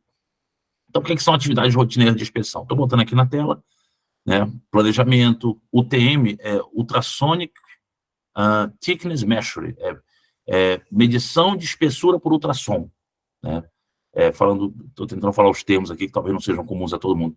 PSV é uma Pressure Safety Valve, é uma válvula de controle de pressão, né? PSV basicamente é uma válvula de alívio, é como aquela válvula que tem em cima da panela de pressão, só que ela é usada para sistemas industriais, né? Então, quando chega uma certa pressão, aquela válvula tem que abrir, senão o sistema estoura. Lembrando que a gente está lidando com muito fluxo, né? muito bombeio, muito gás, né? Gás varia a pressão com temperatura, dependendo do fluxo que você está, com algum impedimento que ele encontra. O gás é o mais complexo disso, tem muita PSV a bordo por causa disso. Mas, enfim, calibração, controle de reparo, inspeção de tubulação externa e UTM, testemunho de teste de pressão, reavaliar recomendação de inspeção. Então, essas são atividades. Esse aqui é o fluxo básico de quem trabalha com inspeção de integridade. Inspeção e manutenção de integridade, né? Os projetos são montados com base nesse fluxo. Ele está bem resumido, tá, pessoal? O flow da cadeia de controle de integridade, ele é muito maior e tem muito mais relacionamento, mas vamos simplificar para a gente ter um bom entendimento one-on-one aqui disso. Cria-se o evento do exame, né? Esse evento não é motivado por existir uma desconfiança. Ele pode ser, mas normalmente ele vai acontecer de qualquer forma. Então, todas as áreas daquele FPSO que vocês viram têm responsáveis, né? Tem vários responsáveis. Uma empresa que trabalha com FPSO, ela tem uma área de inspeção enorme dentro dela. Muita gente, mas assim, bota para mais de 300 pessoas trabalhando nisso ao todo. Fora funcionários é menos do que isso, mas tem muita gente trabalhando. Então, starta o processo com um exame programado de uma determinada área. O técnico SPI realiza a impressão. Daqui a pouco eu vou voltar a explicar o que é SPI, né? É serviço próprio de inspeção de equipamento, mas vou explicar por que isso existe. Vai alguém realizar a inspeção. Isso é um técnico de inspeção. Aí, o que acontece em terra, né? Esse relatório SPI, ele gera um relatório e manda para um PH. O PH é uma pessoa habilitada. É alguém que tenha nível para analisar aquele relatório técnico e qualificar, e dizer, ok, isso aqui tem um ponto que tem que ser tratado, isso aqui pode ser deixado de lado e reavaliado na próxima, isso aqui tem uma alta prioridade, isso aqui tem uma baixa prioridade. Então, quem revisa o relatório é o cara especialista. Aí alguém vai dizer assim, por que não manda logo o especialista para fazer a inspeção? Porque ele é caro, porque ele é raro, porque ele exige uma série de certificações para ele ter. Então, a gente manda, né, alguém capaz de fazer a inspeção, muitas vezes uma empresa, às vezes funcionários, dependendo da criticidade do sistema, e depois alguém em terra qualificado olha para aquilo e dá o laudo. Né? Muito similar a um médico que cuida de relatório de diagnóstico por imagem. Alguém tira as imagens, manda para ele, ele vai lá, olha aquilo e diz, isso é assim. Emite o relatório com recomendações, que não é o mesmo relatório cru que ele recebeu, que são essas siglas aqui. CMMS é um sistema computadorizado de gerenciamento de manutenção, Computer Management Maintenance System. Seja lá qual for o que você usa, é uma sigla genérica para você ter um sistema que controla a tua manutenção. SGI é Sistema de Gestão Integrada, é a governança da empresa. Então, esse relatório dele, né, pelo SGI, conecta com o sistema de manutenção e gera work order, a ordem de trabalho, né, vamos dizer assim. Então, ele emite o relatório já final com as recomendações, bota isso no sistema computadorizado que vai controlar. Um dia esse serviço vai ser realizado no campo e aí fecha o ciclo. Então, isso aqui é o ciclo básico, sujeito a muita chuva e muita trovoada. Tá?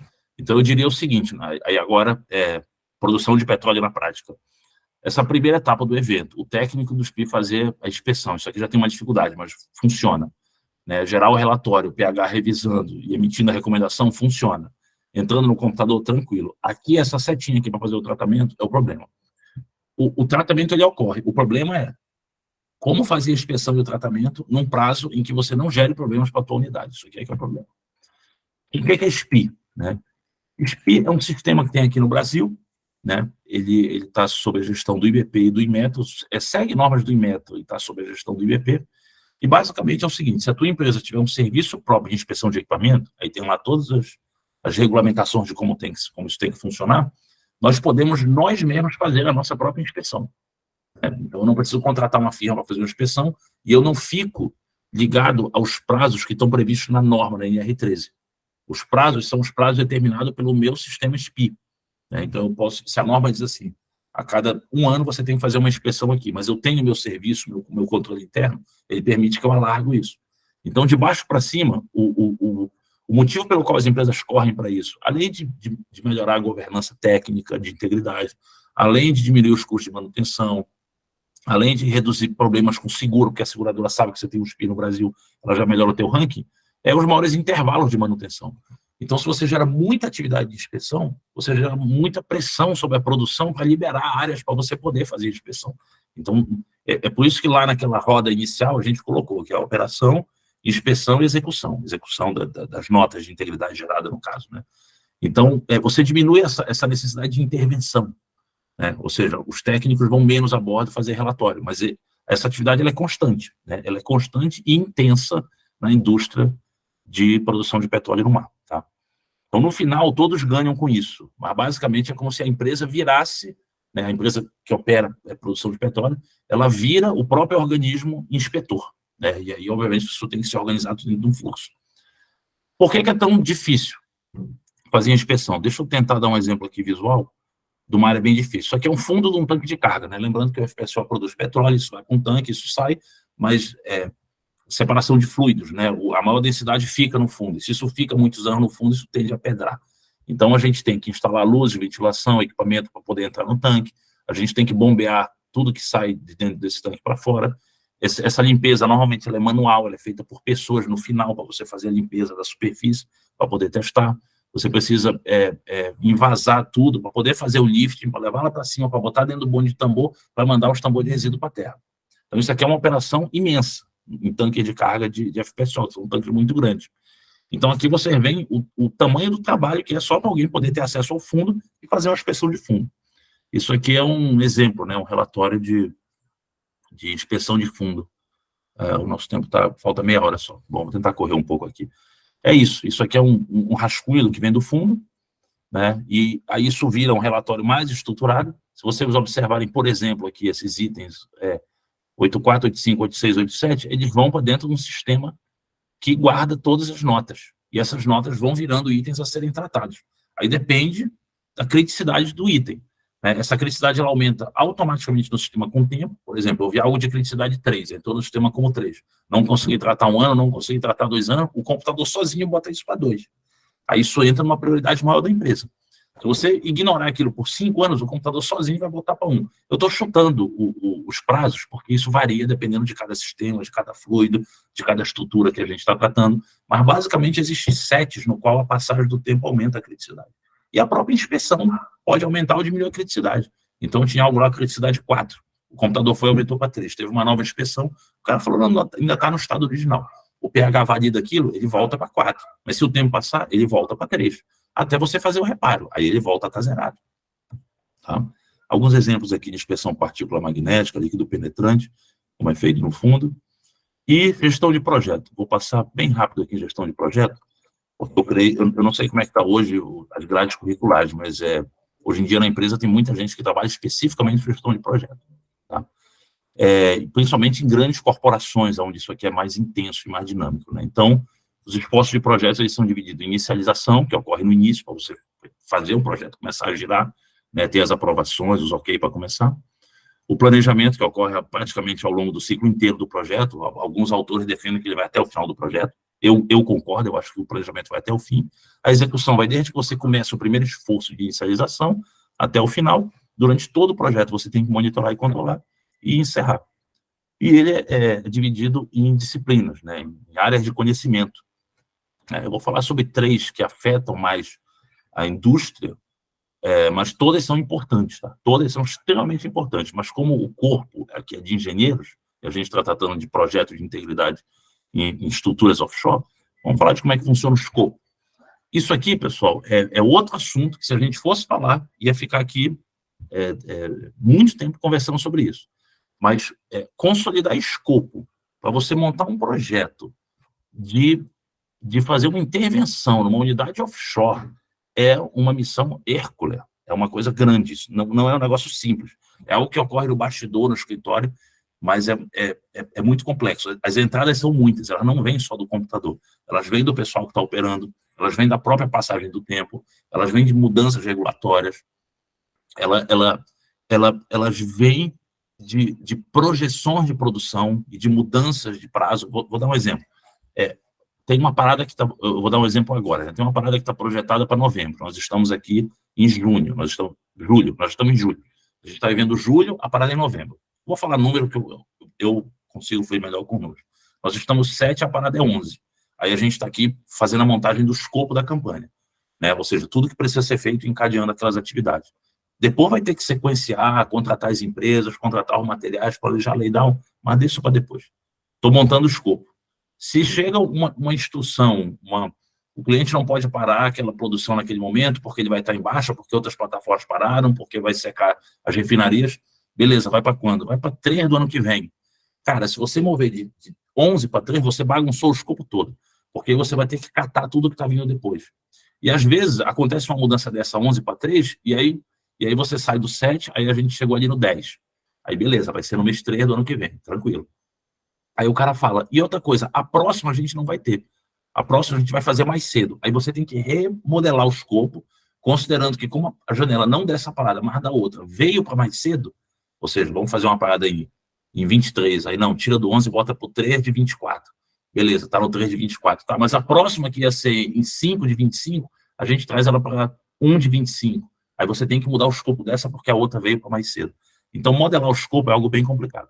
Uma vez que você modela o escopo, você quebra isso em várias pequenas atividades para você poder tornar isso gerenciável, né? Então, tem que um determinado equipamento tem que sair de borda para uma oficina, retornar e tem que ser colocado. Você tem que quebrar isso no lifting, na logística, aí você bota uma equipe cuidando da logística, uma equipe cuidando do lifting, você bota alguém fazendo o translado interno, às vezes você precisa desmontar ele para que ele possa passar internamente na unidade, vai para a terra, aí tem uma equipe cuidando da qualidade e dos prazos de produção em terra, volta para bordo, lifting, desmonta, volta, remonta, faz, comissiona, testa, valida.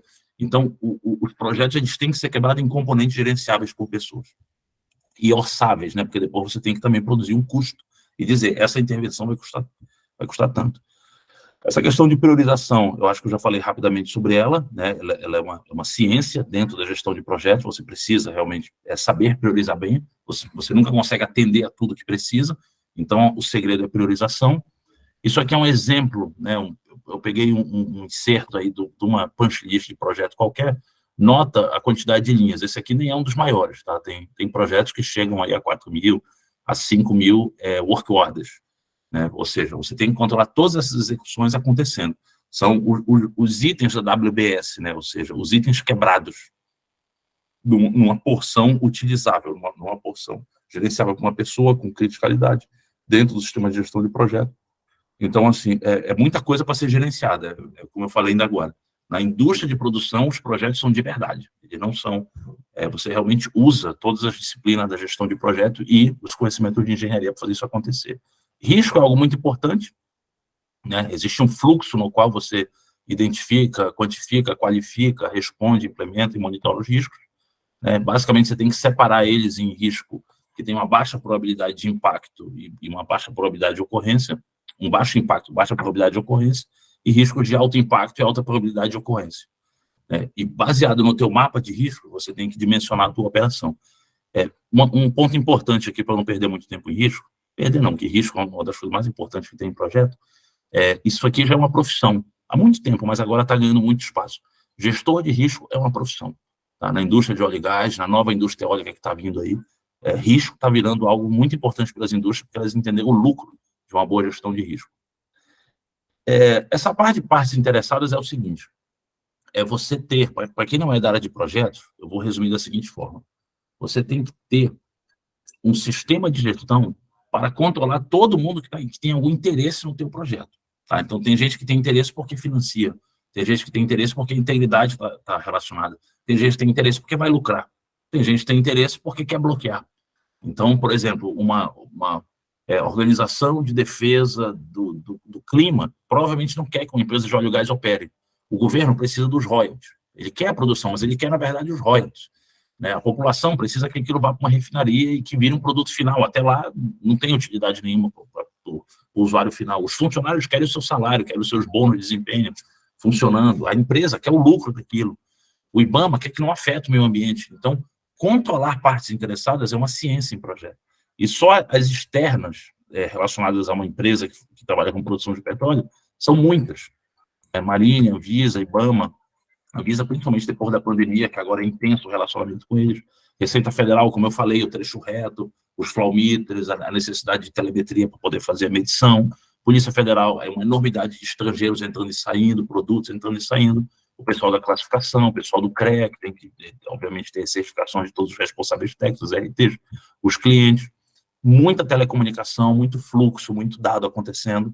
Né? O pessoal da bandeira, né? No caso a bandeira brasileira ou a bandeira de Bahamas, ou seja, quem for responsável, as organizações de padronização internacional, a ANAC, né? Muito voo, né? A intensidade da operação de helicóptero é muito grande, a Comissão Nacional de Energia Nuclear, por causa do norme gerado, que também é de uma relevância grande, isso para citar os mais importantes. Fora os comerciais, fora a população, fora a sociedade civil, os funcionários e os donos. Então, quem trabalha dentro do âmbito de projeto tem que entender qual o papel de cada parte dessa e cumprir com os requisitos, garantir que o projeto não chegou lá no final e saiu 2 estrangeiros presos pela Polícia Federal porque não tinham visto para trabalhar naquela atividade, porque o Ministério do Trabalho e Emprego pegou. Então, o projeto falhou. Aí alguém de engenharia vai dizer, caramba, como eu me tocar disso? Bem-vindo ao mundo de projeto.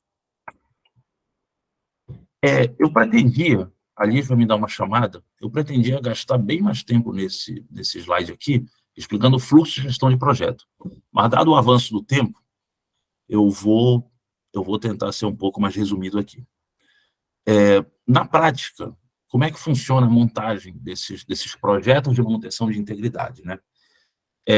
Sem ficar chato lendo o que está escrito aqui, né? Depois do início, depois que você faz as reuniões iniciais, tem alguns termos aqui que eu vou destacar que são os mais relevantes, né? Quando a gente fala de master schedule, né? Você tem um planejamento macro, né? Ou seja, quando isso vai ocorrer? Isso vai ocorrer de janeiro a maio do ano XPTO. Beleza, então esse é o master schedule. O que vai ocorrer em cada mês, ou em cada semana, ou em cada dia, a gente já começa a encadear aí o projeto no menor detalhe, mas você precisa definir um slot para que o teu projeto entre. E são vários ao mesmo tempo. São muitos projetos que concorrem ao mesmo tempo dentro de uma empresa de produção de petróleo. Tá? Muitos, mas isso é assunto para outra história. Esse kick-off meeting, quando você planeja as premissas, ele parece pequeno, mas, na verdade, são várias reuniões com várias partes, e você não faz só uma, você tem que fazer mais de uma, porque quando você faz a coleta de premissas, você precisa, às vezes, retornar para outras pessoas. E não adianta botar todo mundo na sala, não dá certo, porque você precisa de uma sala de, sei lá, 150 lugares. Então, tem gente ali que vai ficar parado ali a reunião inteira sem entender nada, até que um pequeno detalhe venha à tona. Então, aqui você endereça a questão de pessoal, questão de contratação, questão de compra, questão de aluguel de equipamento, questões regulatórias, questões da execução, questões do procedimento no qual você vai fazer o ramp down e o ramp up. O ramp down é quando você faz a parada de produção, aquilo ali é um mini projeto, você pegar uma planta industrial produzindo e levar ela até não estar produzindo pronto para manutenção. Aquele pit stop, onde o cara levanta a barreira e o carro pode sair, aquilo ali é um evento. Né? Então, esse ramp down aqui é um projeto. O ramp up é um outro projeto. Ou seja, depois que você mexeu na unidade, tem uma série de processos de segurança que você tem que adotar, técnico, liberação de flange. Né? Eu vou citar só essa liberação de flange para dar uma dimensão do como funciona. Quando você mexe em tubulações industriais, obviamente você abre os flanges que não são soldados, né, que são parafusados. Aí ele tem uma junta específica, o parafuso, a arruela de pressão, a clássica, o parafuso, não pode estar usado, tem que estar novo, o torque daquele negócio. Só que quando você trabalha com um número muito grande de pessoas, sejam eles contratados ou subcontratados, você não conhece as pessoas. Então você precisa de um processo muito robusto e rigoroso para você ter certeza que tudo que abriu está no local certo, tudo que voltou na posição correta, todos os torques. Então, tem um sistema de gestão de flange que exige que pessoas sejam enviadas para a borda só para garantir que todas as aberturas e fechamentos de flange foram feitos de forma correta. E a gente está falando aí para mais de 1.500 aberturas de flange numa campanha grande de manutenção. De forma que quando você for rampar up a planta, ou seja, você começa a encher tudo novamente, seria desastroso você, como ocorre em algumas plantas industriais, né, você, caramba, esquecemos de apertar aquele. Não é assim que funciona. Você usa pessoas, usa computadores, você usa sistemas em que alguém vai lá, não mexe, deixa eu chegar aí, chegou, você tagueou, agora quebra aqui para eu ver, ok, testemunha de que eu vi que tagueou, não mexe, isola essa área, deixa esse flange aberto, volta, fecha, já torqueou, não torqueia, o técnico de torque está chegando amanhã porque não tem mais espaço na plataforma, você desce o técnico, bota o técnico de torque no helicóptero, vem, torqueou esse, ok, desabilitaram, mas bota um tag aqui, não mexe mais nesse flange, não deixa ninguém chegar nele, isso para só que você tem que fazer isso para tudo. Então, o ramp down e o ramp up são eventos, né? O scope freeze, né? Eu não vou conseguir falar todos aqui, senão o nosso tempo vai para o espaço. O scope freeze ele é um dos pontos muito importantes, é um evento também que tem em gerenciamento de projeto, grandes campanhas de manutenção, onde você bota N pessoas a bordo. É o momento em que você junta todo mundo que gera escopo, né? Obviamente não numa sala, mas enfim, você já fez a reunião lá mais ou menos 11 meses antes, né? Que é o tempo que leva o planejamento, leva um ano. E você congela o escopo, ou seja, você fala para todo mundo, gente, alguém tem mais alguma coisa para botar nessa campanha? Fala agora, ou cala isso para sempre. Depois do escopo, pode entrar alguma coisa, Jimmy? Pode, mas tem que ter uma gestão de mudança para entrar ou tirar. Mas você precisa congelar o escopo para que você possa fazer as compras e a contratação do que vai entrar naquela campanha. Então, esse scope freeze aqui é algo muito comum na nossa área de manutenção de integridade industrial. O histograma é um ativo de processo organizacional que você usa, né, onde você sequencia todas as atividades. Isso aqui dá uma trabalheira danada fazer o histograma, porque ele tem que ser feito por pessoas, por seres humanos que colocam, e depois vem outras pessoas que têm outra ideia e querem trocar. É uma grande disputa para você sequenciar o que tem que ser feito. Mas no final, quando você sequencia, você tem que garantir que é possível colocar todos os recursos a bordo a cada dia, a cada momento, com aquela enormidade de atividades andando, tem que ser possível botar todo mundo e depois tirar todo mundo. Tá? Porque tirar as pessoas, tirar os equipamentos, é tão complexo como botar isso tudo nas posições em que eles têm que estar. Lei da hora play, eu vou tentar falar um pouquinho aqui no final, se eu não matar todo o tempo aqui nesse negócio. Pré-shutdown activity, muito importante, daily reports, a relatoria é uma coisa fundamental em projetos, mas não vou levar muito tempo nisso. E o fechamento, que a gente leva 2 meses para fazer o fechamento. Padrão, um projeto começa 1 ano antes, com equipe dedicada, ele leva um shutdown, ele leva 2 semanas, 3 semanas no máximo, e depois tem 2 meses para fazer o fechamento, relatório, ação aprendida, realimentar o processo. Uma campanha de OMS é uma coisa muito maior, já é um projeto aí que leva 500 pessoas lá para fora, dura algo em torno de 4 meses, 1 ano de planejamento, 1 ano, 2 meses de fechamento depois, e ele é contínuo. É quando a integridade chega num nível em que saiu da possibilidade, vamos dizer assim, de controlá-lo com o PLB só da unidade. Vamos falar rapidamente do PLB. Isso aqui é o artifício que as empresas de produção de petróleo usam quando o nível de criticidade da integridade chegou num ponto em que é necessário o emprego de muitas pessoas a bordo. Né? Esse é uma forma de você utilizar esse barco que está aqui do lado anexado, que a gente chama de OMS. Um outro trigger, o que gatilha também você usar uma extensão de PLB, ou seja, como eu consigo ficar com, vou chutar, as unidades variam, né? 160 pessoas aqui a bordo, é o máximo que eu tenho.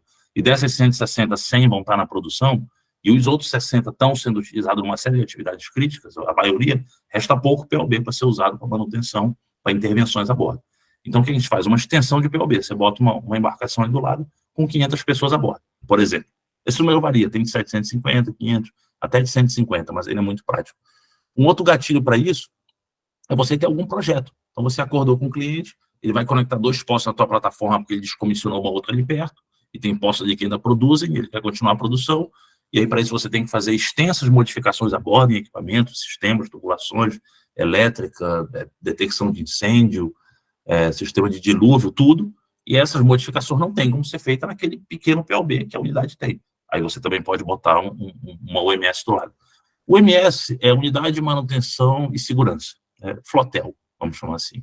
É uma embarcação, existem vários tipos, né? Tem umas que são plataformas submersíveis, tem algumas que são plataformas ancoradas, algumas são embarcações de casco duplo, algumas de casco singelo, tem várias, mas basicamente uma embarcação com uma grande quantidade de acomodação, grande capacidade de acomodação, alguma quantidade de convés e guindaste, e ele tem que ter uma gangway, né, um mecanismo no qual você consegue seguramente passar da embarcação e de volta, ou seja, as pessoas que estão morando aqui na OMS, eles vêm aqui para a borda, executam seus trabalhos e voltam. Algum material fica aqui na leira da OMS, mas a grande maioria tem que chegar realmente pelas leiras da embarcação.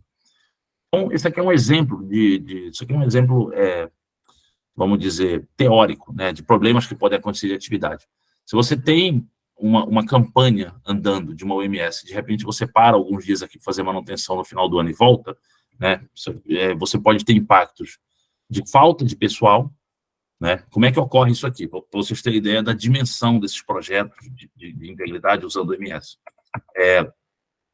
Se você não confirma para as várias firmas contratadas que você vai utilizar essas pessoas ao longo do tempo, eles literalmente dispensam os funcionários, né? Então, se você vem aí, sei lá, de 3, 4 meses trabalhando com o pessoal, chega bem aqui, você não confirmou que vai usar aqui, eles mandam o pessoal embora. Então, não adianta ligar para esse pessoal aqui, 27, 28 de dezembro, e falar, amigo, eu vou continuar a campanha aqui na frente.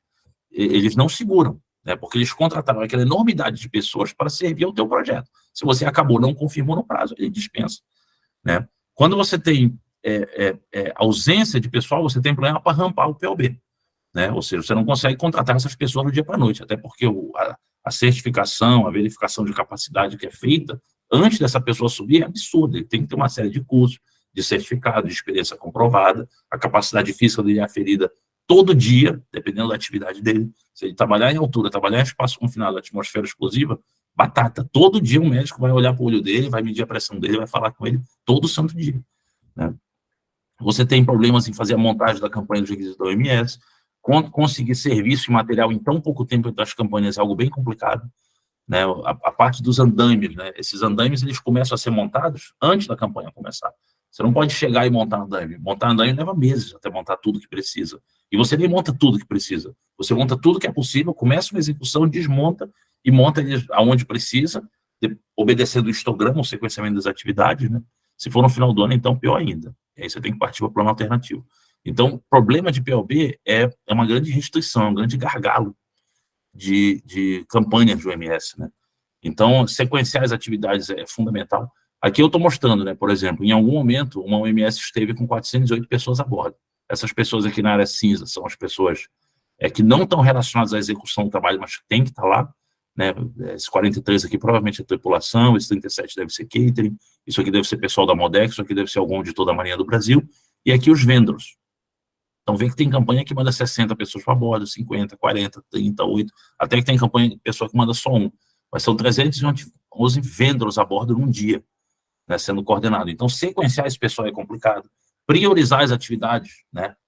Lembrando aquela realidade de projeto, né? Você monta um plano para ele dar errado depois. Isso é uma brincadeira que o pessoal fala em projeto, mas existe isso. Você monta o planejamento e quando ele vai acontecer, ele não ocorre exatamente aquilo. Porque alguém pegou Covid, porque alguém não embarcou, porque quando chegou a bordo e abriu a caixa não era aquele material que era para estar lá, porque alguém que disse que ia mandar, a pessoa não mandou, mas o material estava lá e ocupou outras que poderiam trabalhar. Então, é sempre essa dicotomia entre quem está a bordo e qual material que está, sabendo que eu não tenho espaço para todo o material, nem todas as pessoas. E aí, pelo pessoal de projeto, para não perder a data fina e um caminho clínico. Então, você está sempre na luta também com o PLB da grande campanha que está a bordo e usa o PLB que está no barco, né? Você usa tudo. Você tem aqui 311 a bordo do barco, mas você tem mais o quê? Tem no meu exemplo, que tem mais do que está a bordo da embarcação, coordenando aquele pessoal, né? A lei das pessoas, equipamentos, materiais, não tem ao longo disso, ela é primordial, só fazendo o reforecast diário, dependendo da campanha, você sempre enfrenta o tempo. Lembrando que você firmou vários contratos de aluguel de equipamento, vários contratos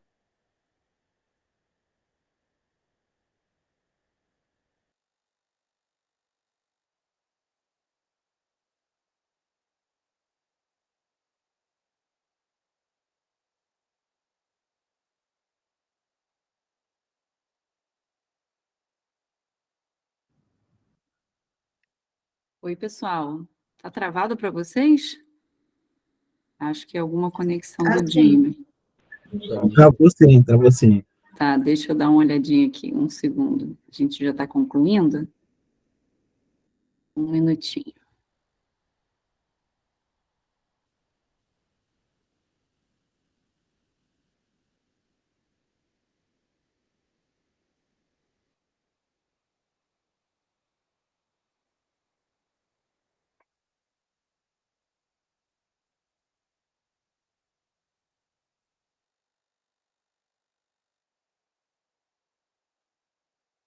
O Jimmy saiu, mas ele está entrando, tá? Se vocês puderem aguardar um minutinho, que aí a gente vai concluir o evento.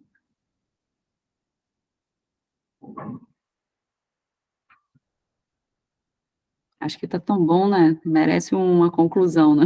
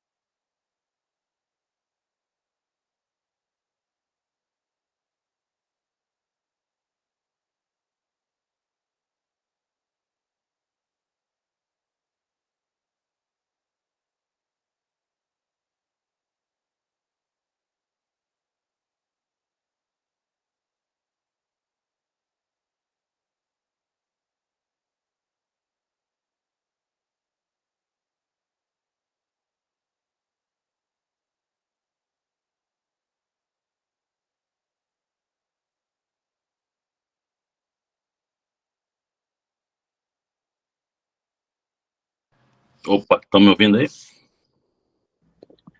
Sim. Saiu aqui. Iris, você pode projetar aí? Claro, o projeto sim. Deixa eu pegar aqui. Deixa eu pegar o slide que você parou. Espera aí. Isso, até o final também. Estava falando daquela parte do POB, eu acho. Sim. Deixa eu pegar aqui e vou compartilhar minha tela, tá bom, pessoal? Me avisa quando vocês estiverem vendo, por favor.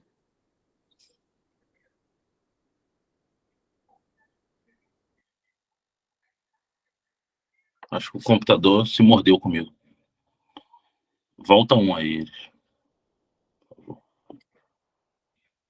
Isso, estava falando do desafio que é, né? Ou seja, deixa eu ver como é que eu faço botar isso aqui na tela grande. Pronto, foi. O desafio que é a gente enfrentar, né? Esse sequenciamento.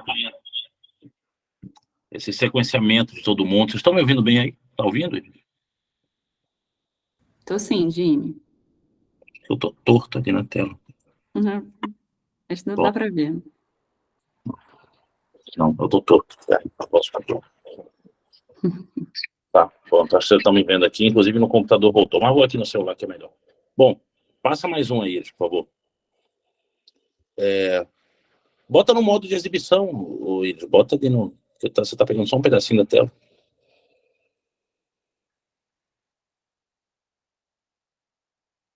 E fechou.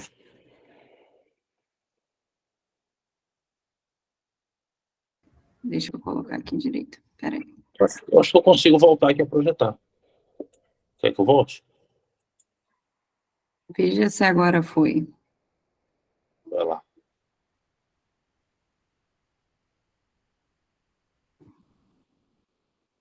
Pronto.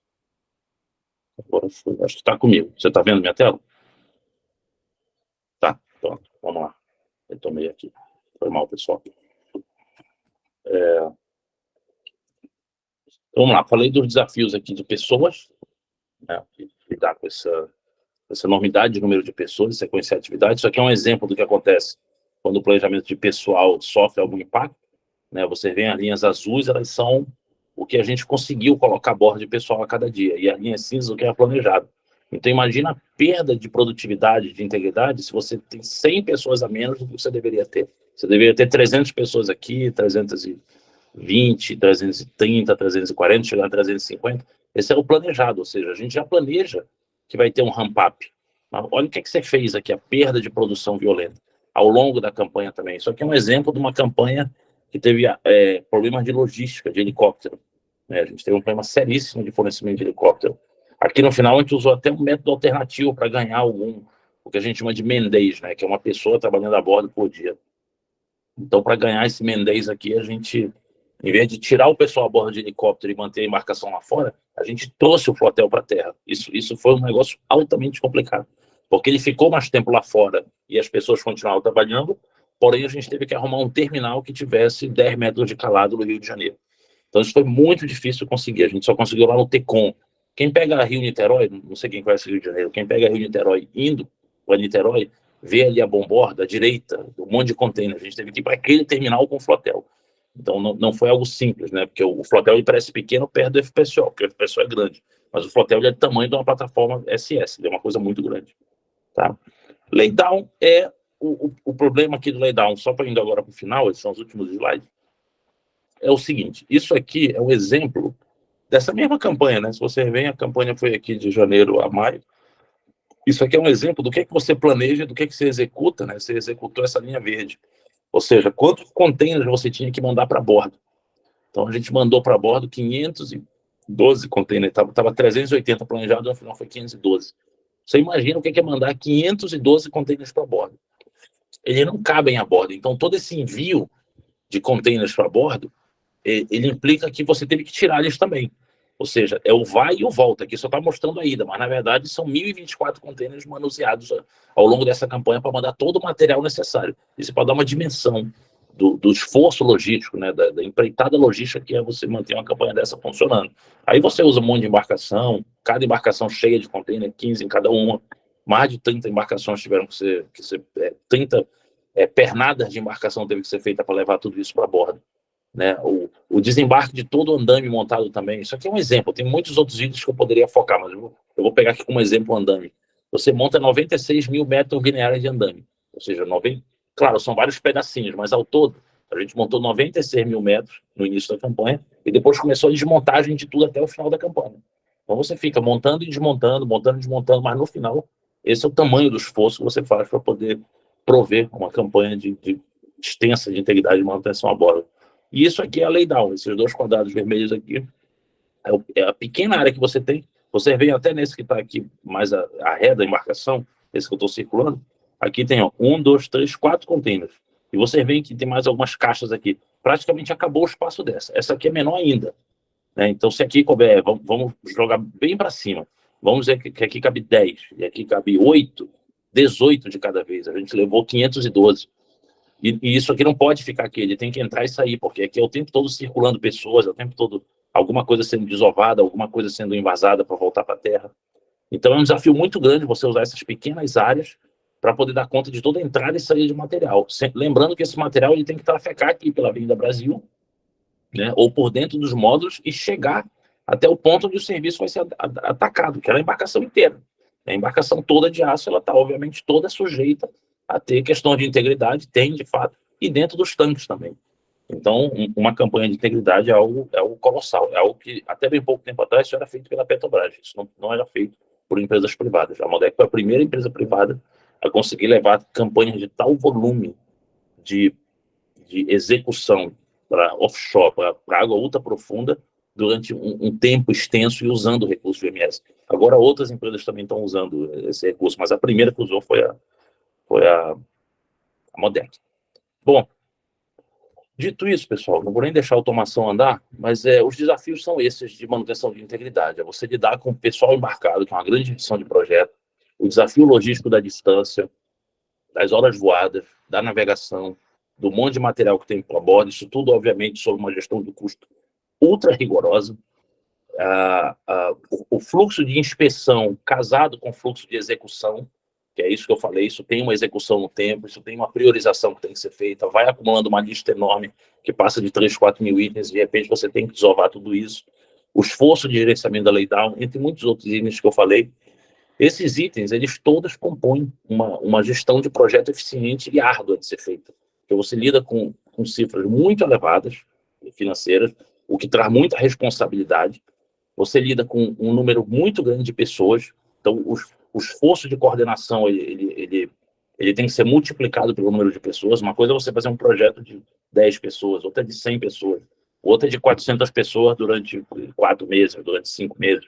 Né? Já teve empresa aí que fez campanha de 1 ano e meio de duração, a Petrobras já fez campanha de longa duração muito, muito grande, aí que não é conhecida pelo sucesso das campanhas que ela fez junto com a Petrobras e outras empresas. Então é um esforço muito grande. A Modec fez de 2 anos e meio. Né? Então foram várias campanhas gerenciadas, o que virou um enorme projeto de manutenção feito em várias unidades da Modec. Parou, deve recomeçar em breve. Então, isso aqui são esforços de projetos na prática em grande escala, né? Em escala industrial, numa indústria que está instalada no mar, que é uma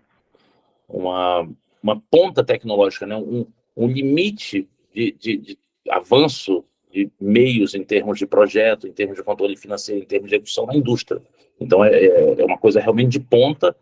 E só fazendo uma observação final, é bonito ver que brasileiros fazem isso, né? Então, ainda é um time bem casado, né? Tem japoneses, tem brasileiros, tem malaio, tem inglês, tem indiano, tem sul-africano, tem uma série de pessoas norte-americanas, mas no final são brasileiros no comando disso. E é muito bacana ver gente nossa gerenciando projetos desse nível de magnitude com sucesso reconhecido lá fora, né? Já que a empresa japonesa, a auditoria final do que ocorre, ela é japonesa. Então, passar o padrão de qualidade dos japoneses com um projeto dessa magnitude, eu acho que é um motivo de orgulho brasileiro.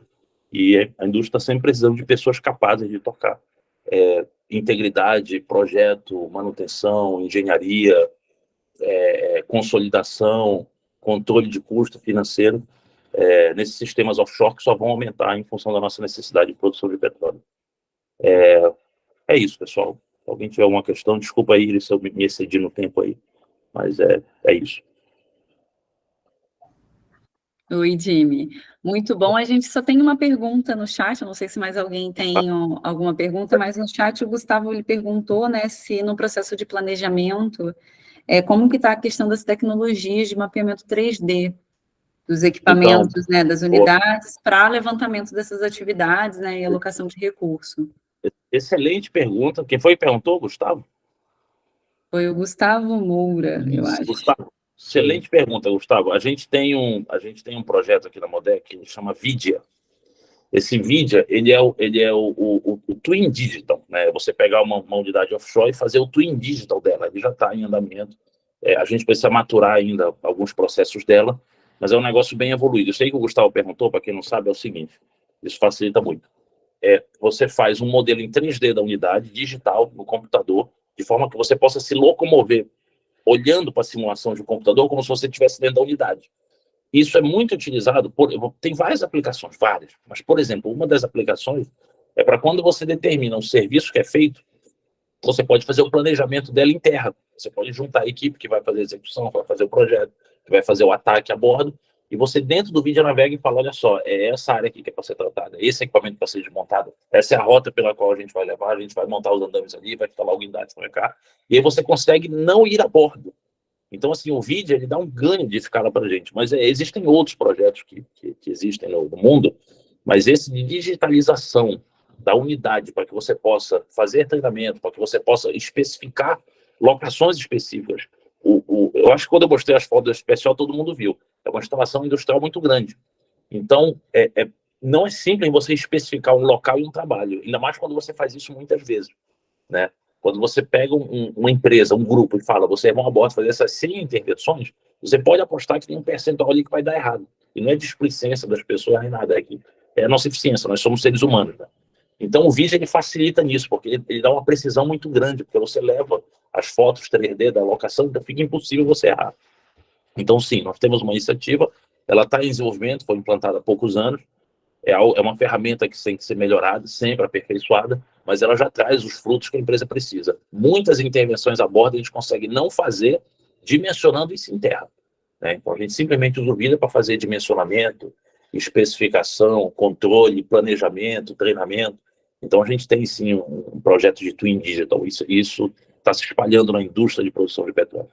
Obrigado pela pergunta, Gustavo. Muito bom. Obrigado, Jimmy. Bacana. A gente surgiu algumas outras dúvidas aqui. Pelo tempo, pessoal, eu vou dar uma selecionada aqui. A gente teve a pergunta, como que a Modec está se preparando para o descomissionamento? É uma boa pergunta.